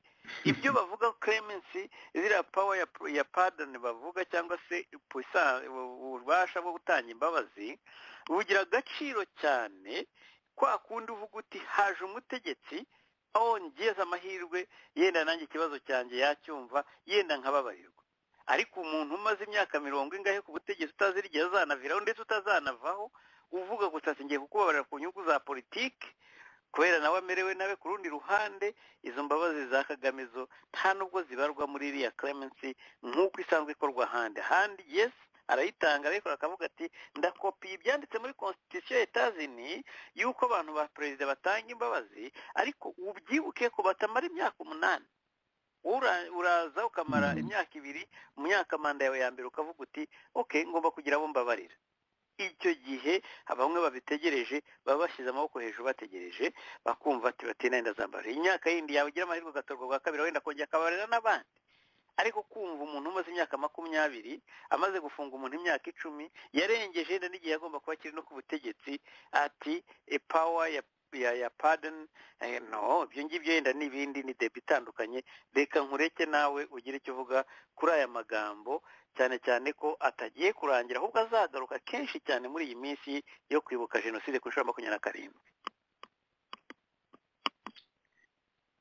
Urakoze cyane Jean Paul. Mbere ku bijyanye n'ibi bya Yolande Mukagasana na Ingabire Makire, ibitekerezo byabo byo guhembera urwango mu banyarwanda bihishe inyuma ya jenoside yakorewe abatutsi, batoneka abayikorewe ahubwo bagabiba n'urwango mu banyarwanda muri rusange.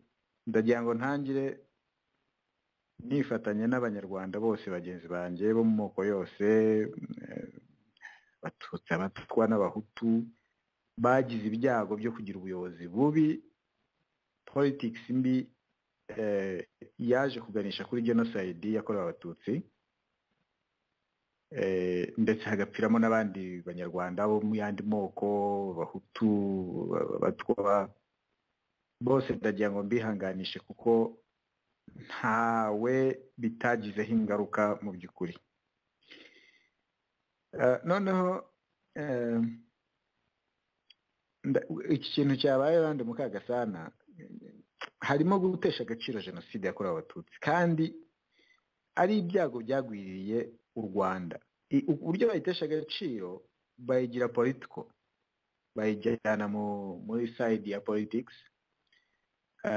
Ni ukuvuga ngo bayigize jenoside yakorewe abatutsi bayigize impanga ya FPR Inkotanyi cyangwa bayigize impanga ya Kagame. Niba umuntu avuye akavuga ati ibi nibi leta ya FPR Inkotanyi Kagame arabikora nabi, bakavuga bati noneho dore apfobye jenoside, ukibaza ahantu Kagame cyangwa FPR bihurira na jenoside bikagushobera. Ntago bayikorewe, ntago jenoside yakorewe Kagame, nta nubwo yakorewe FPR, yakorewe abanyarwanda bo mu bwoko bw'abatutsi. Muri iyo ntambara hapfiramo n'ubundi bwoko bwinshi, abanyarwanda babiburiramo ibintu byinshi, baburiramo abantu, baburiramo imibereho bari basanganywe iragenda. Icyo ni ikintu kimwe kibi cyo gufata jenoside yakabaye ihabwa agaciro, abanyarwanda bose bakayibuka bakavuga ko itagomba kongera, noneho bakayifata bakayihuza na Kagame, bakavuga ati ntihagire uvuga kuri Kagame, nuvuga kuri Kagame turavuga ko upfobye jenoside. Ibyo bintu gutesha jenoside agaciro. Ikindi kintu kibi kirimo ni ukwambura abacitse ku icumu uburenganzira bwo kuvuga ku byababayeho uko babibonye, ndetse no kugira uburenganzira ku buryo jenoside yibukwa n'uburyo imibiri y'ababo ifatwa. Ni ukuvuga ngo Idamange we ikibazo aravuga ati imibiri yacu iragira ibicuruzwa, iragirwa ibicuruzwa, ikanikwa, aravuga abantu be, ntabwo yavuze aba Yolande, aravuga abantu be kandi abafiteho uburenganzira. Abantu be baguye muri jenoside, niwe ugomba kuvuga uko yumva bakwiriye kuba imibiri yabo yitabwaho. Ntabwo ari leta. Leta ikora inshingano zayo, ariko nyirabantu baguye muri jenoside afite uburenganzira bwo kuza akavuga ngo uburyo mubifashe, uburyo mwita ku mibiri y'abanjye ntabwo mbwemera, ntabwo bunshimishije, ntabwo ariko kuko abantu nabe ntabwo abantu babaye aba FPR cyangwa bakagame. Umuntu kuvuga ngo amagufwa yanjye sinshaka ko mwirwa muyacuruza muyanika, hanyuma ukaza ngo yapfobye jenoside, arapfobye jenoside. Abantu se sabe urashaka kumutegeka uburyo avuga ku bantu be? Icyo ni ikibazo gikomeye. Harimo gutesha agaciro abacitse ku icumu, nawe nubwo ko kavuga ngo nawe yacitse ku icumu, ariko arabambura ubushobozi ku mateka yabo, akabambura ubushobozi ku bantu babo, ku mibiri y'ababo, akavuga ko bagomba kwemera uko leta ibikora, uko yabikora uko ariko kose. Icyo ntabwo ari cyo. Icyo ni icyaha gikomeye, kuko abantu ni abanyarwanda bafite bene wabo nibo bagomba guhitamo uko gupreservinga, kwita ku mibiri yabo, iki byose uko bigomba kugenda. Ntabwo ari inshingano za leta. Leta nibi igomba kubishyira mu bikorwa, ariko bene abantu nibo bafite uburenganzira bwo kuvuga ibyo batishimiye. Hanyuma rero bafite kuri ikibazo cya Yolande, ikibazo ugomba kwibaza, ibi bintu ba Yolande na ba Immaculée barimo ni ibintu baje mu mukino ushaje. Guhera nyuma y'intambara, yenda abantu benshi twari tutanabisobanukirwa, bakakubwira bose bagakoreshwa muri propaganda yo gufata genocide ukayomeka kuri FPR, noneho uvuze kuri FPR bikaba ko yavuze ko yapfuye jenoside. Ni ukuvuga ngo aba baje mu mukino ushaje, abawutangiye baramaze kubona ko ari ikinyoma kiganisha haba u Rwanda bakivamo. Wakwibaza igihe Mudatsiru yari mu ntambara arwana kugira ngo abanyarwanda batahuke bave mu mahanga, Yolande Makoro yari ari hehe? Ingabire Marie Immaculée bari bari hehe? Ubu abo bantu barwaniye igihugu baroza akabuye bande bose ntaho wababona bavuga bino bintu bamaze gusobanukirwa ko ntaho bihuriye ni propaganda ya leta yo guhoza abantu ku nkeke yo kwambura abantu uburenganzira bwabo mu gihugu cyabo babivamo ubwo amakosa babikoreyemo arahagije babivuyemo bisubiraho noneho abagabo rero baje nyuma n'amagambo mabi aho wumva umuntu avuga ngo niba wumva ngo wajya gushaka ikindi kintu ujyamo ariko nacyo atari cyo mu Kivu nayo kwijwi nayo mu Kivu ugashaka ahandi hantu ni ukuvuga ngo batangiye disikuru mbi nk'izahozeho kera kuri za leta za Habyarimana aho bavugaga ngo ikirahure kiruzuye ubu hari ijambo bakunda gukoresha mu Rwanda bavuga ngo twahisemo uku niko twahisemo kubamo ibi nibyo twahisemo nk'abanyarwanda ariko sinzi iyo bavuga ngo uku niko twahisemo nk'abanyarwanda ubwo ni ukwiyumvisha ko Idamange atari umunyarwanda ngira ngo n'uwo Gatanazi avuga atari umunyarwanda wowe Jean Paul utari umunyarwanda jewe Ngombwa Benon ntari umunyarwanda abandi bose birirwa bavuga atari abanyarwanda ariko bakavuga ngo twebwe abanyarwanda twahisemo iyo mumaze kwifata akagurupu gato kakiyita abanyarwanda kakiyita u Rwanda ngo nk'u Rwanda twahisemo bagafunga amatwi yo kumva icyo abandi bagenzi babo bafatanyije igihugu bavuga ibyo bintu biganisha habi ndagira ngo mbwire Yolande Makwara na bagenzi be ko Yolande Mukagasana na bagenzi be ko ibitekerezo bumva ubu bwishongozi bavugana buriya no mu gihe cya Habyarimana niko abantu bavuga abantu bari mu mahanga nibagumeyo hasi ubundi bagumyeyo baraza gukora iki hano ubwo leta ikanaza ikabwira abaturage ati abantu nibatahuka rwose niba ufite isambu imwe urayigabana n'abandi batatu ubwo abantu nk'abo bari bariho bavuga ati abari hanze nibagumeyo twe mu Rwanda twahisemo ariko uko guhitamo kwabo ko kuri leta ya Habyarimana aho byagejeje igihugu abantu bose barahareba ntago byagize ingaruka gusa ku batutsi yego jenoside yabayeho y'abatutsi ariko nabo ubwabo byabagizeho ingaruka bo n'imiryango yabo bavuye mu gihugu barapfa bahitanwa n'intambara bajya muri Kongo bigira ingaruka yewe no ko biyitiriraga kandi badafatanye bitasanga ibyo bitekerezo ariko bose bagizwe mu makambi n'ubu ngubu benshi baracyari mu makambi y'impunzi izo ngaruka zo kuvuga ngo twe twahisemo abandi ntabwo dushaka kubumva niho byagejeje u Rwanda imvugo nk'izi ngizi rero buri munyarwanda wese hatitawe ku bwoko akwiriye guhaguruka akabyamagana mu buryo bwose ashoboye abanyarwanda bagashyira hamwe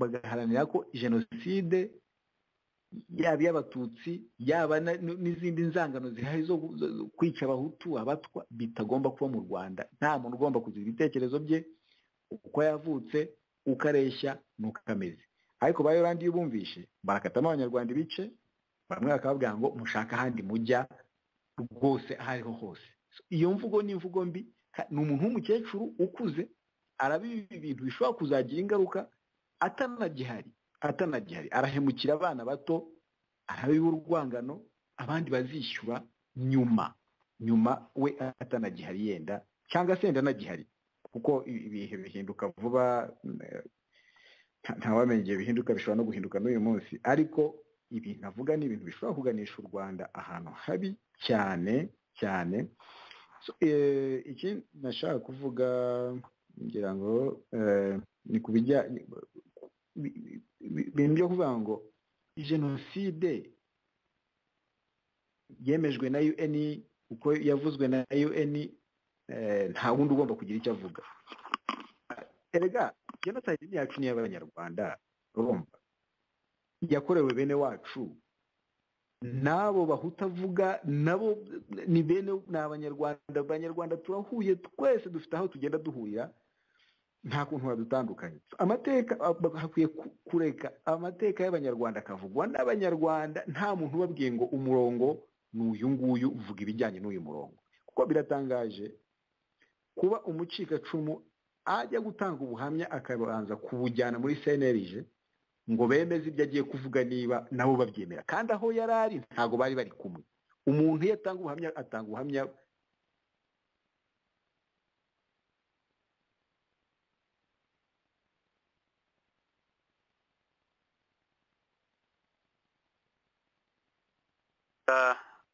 bibaza tugize akabazo ka connection, ariko mu kanya gato ndeka ndize kugerageza ko ngarura bwana Ngombwa Benone tugasoza ikiganiro cyacu neza.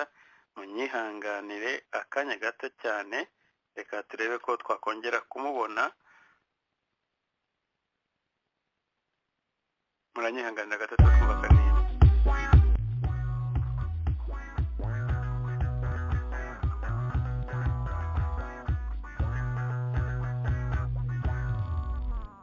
shaka radiyo iteme wumve radiyo iteme, ni radiyo yacu, ni radiyo yanyu.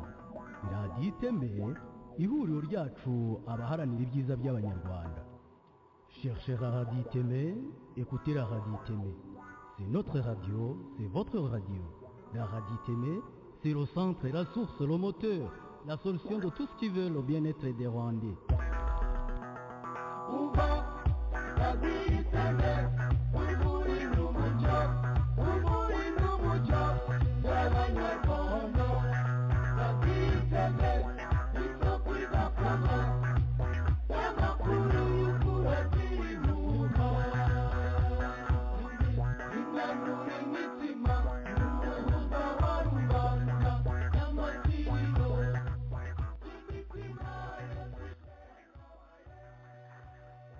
Benone twagize akabazo ka connection, sinzi niba ubu noneho wagarutse. Nahoze mbwira abadukurikiye ni reka ndebe ko nakongera kubona kugira ngo noneho tuze gusoza neza.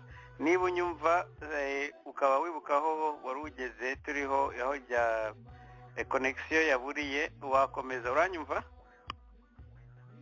Yego ndakumva, sinzi wowe ngengo wanyumvaga wanyigiraho nari aho byacikiye.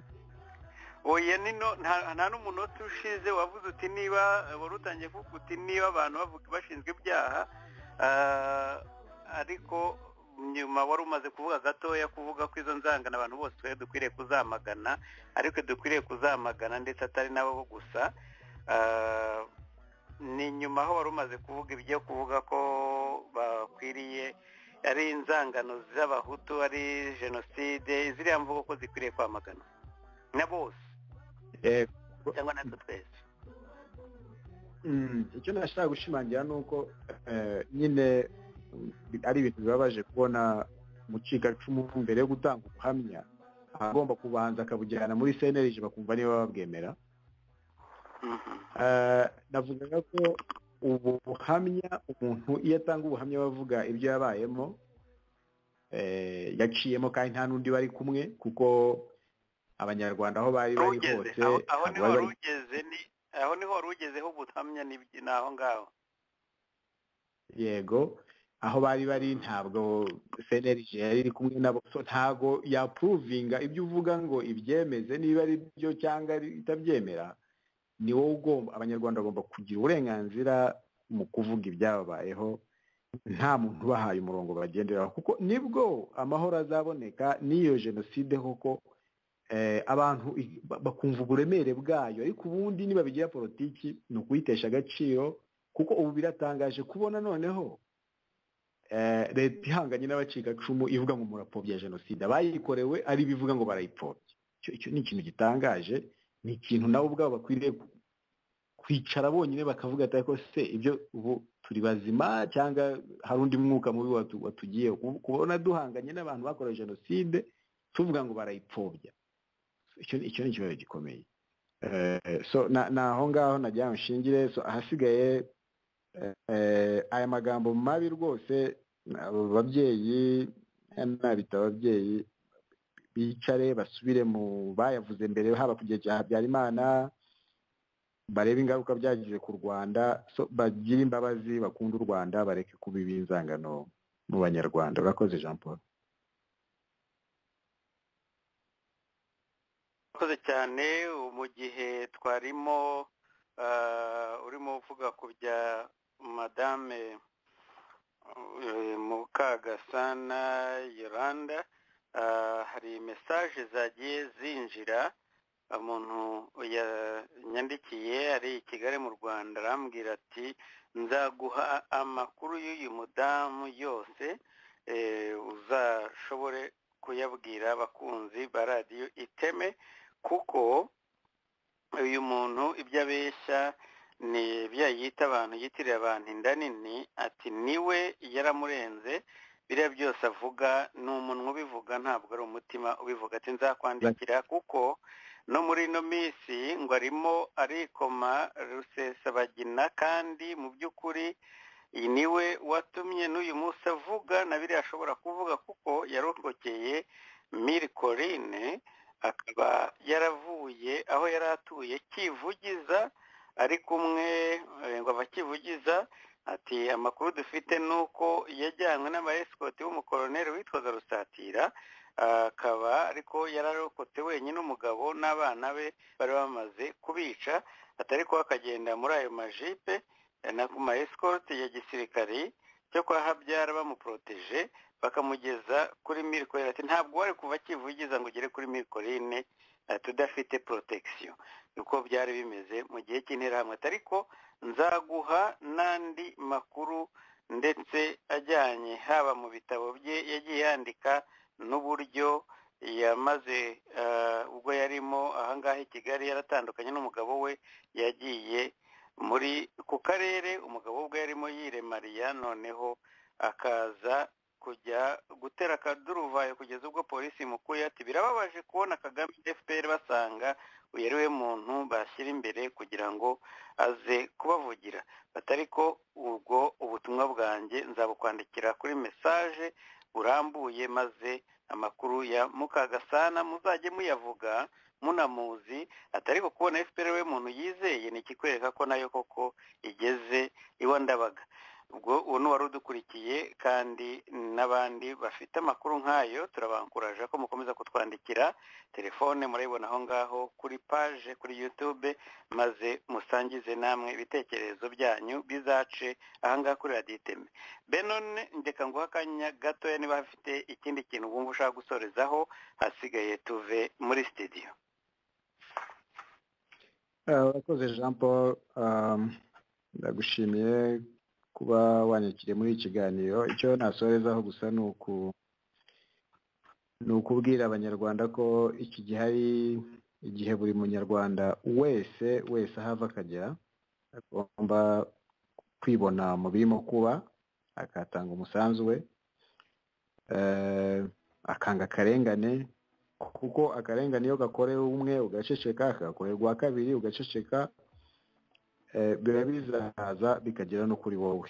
Ubwo mumbwira nyine ni abanyarwanda, njye ntabwo mbacamo ibice no kugera kuri Kagame nawe ugenda mubwira, kuko uyu mutima mubi urimo kubibwa mu banyarwanda, kwerekana ko umuntu arengana akabura umutabara, ushobora kubabuza amahoro bakabura ubatabara. Ibi ni ibintu nawe bishobora kuzamugeraho, kuko hari umugani abanyarwanda baca, sinzi ko bavuga ngo uwiba ahetse aba yigisha uri mu mugongo, ibintu bene nk'ibyo.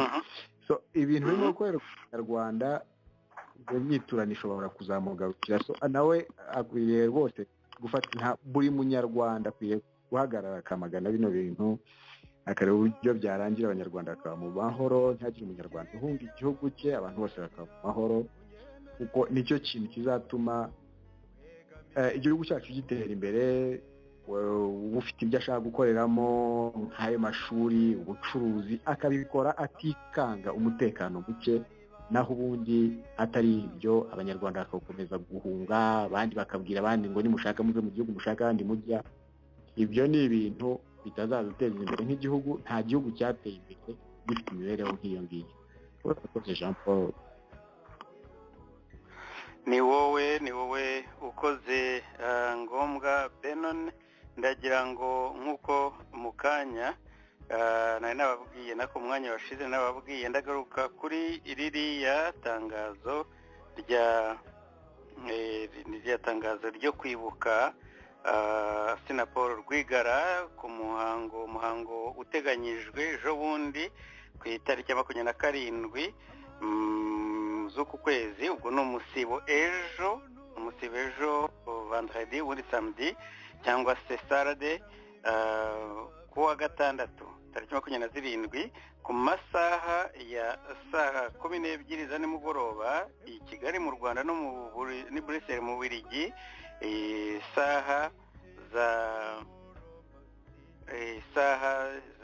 Masaha ya New York, Washington na Boston cyangwa se East Coast kazaba ari saa 6 za kumanywa midi. Hanyuma ku masaha ya Los Angeles, California ikazaba ari saa 3 za mu gitondo. Ubwo rero kubashaka kwitabira uyu muhango ni umuhango uzakurikiranwa kuri Zoom link cyangwa muzakurikiranira kuri Zoom. Nimero nabahaye mushobora kwandikira ni 1-2-2-6-5-8-90. Ku bandi bazi nimero ya Tabitagwiza, iyo ni nimero ye mushobora kumwandikira kuri WhatsApp hanyuma mukamusaba uburyo bwo kurikirana uyu muhango. Ku bari mu Rwanda ni 0737350888. Ndongera nyisubiremo yuko sinigeze nyivuga kare. Ku bari mu Rwanda mwakoresha nimero 0738735088 mukabikora ejo ku munsi w'ejo, noneho mugasaba iyo Zoom link noneho kugira ngo muzabashe gukurikirana uyu muhango.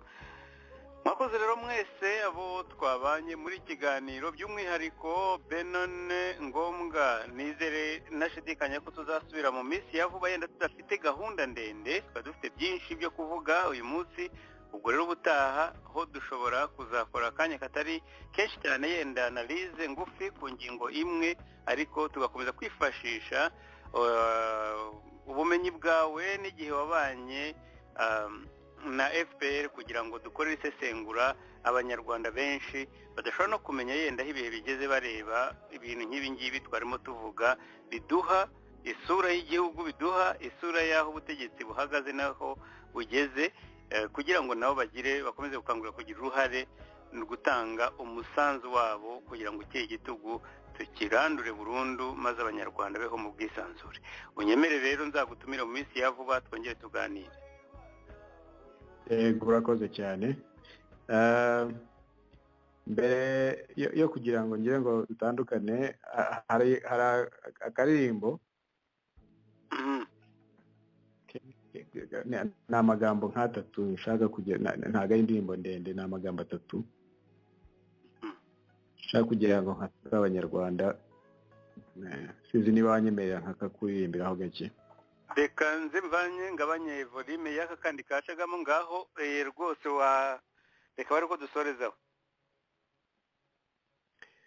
Nicyo gihe cyo kurwanya akarengane kugira ngo ejo hazaza tugira amahoro.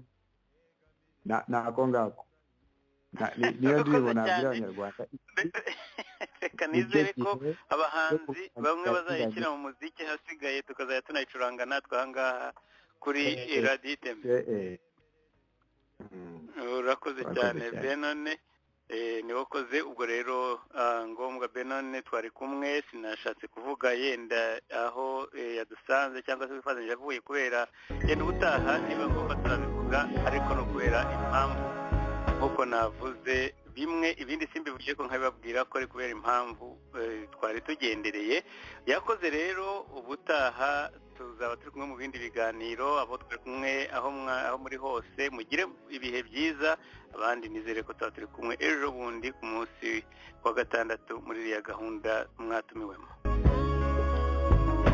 Amarimbi yaruzuye yarweru n'ubusamo ngo bicike bakwivune naho ibyawe bagabane. Haramwicana Rwigara imfubyi zibamagana ngo byemere banyagibye abo boroma zigize.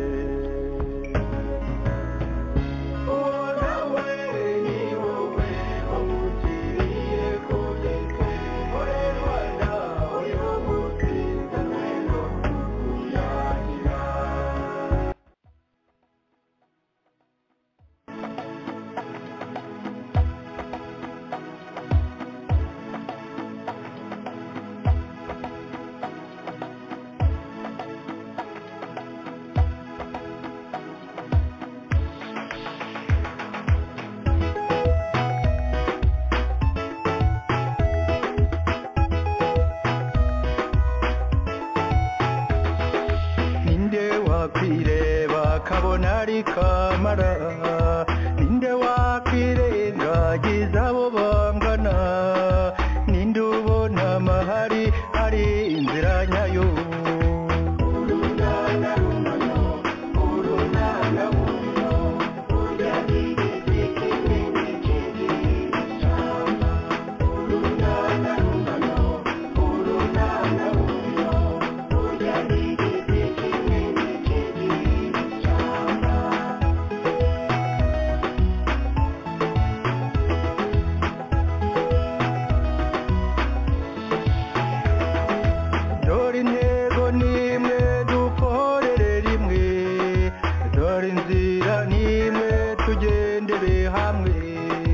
dufatane urunana dutizanye intege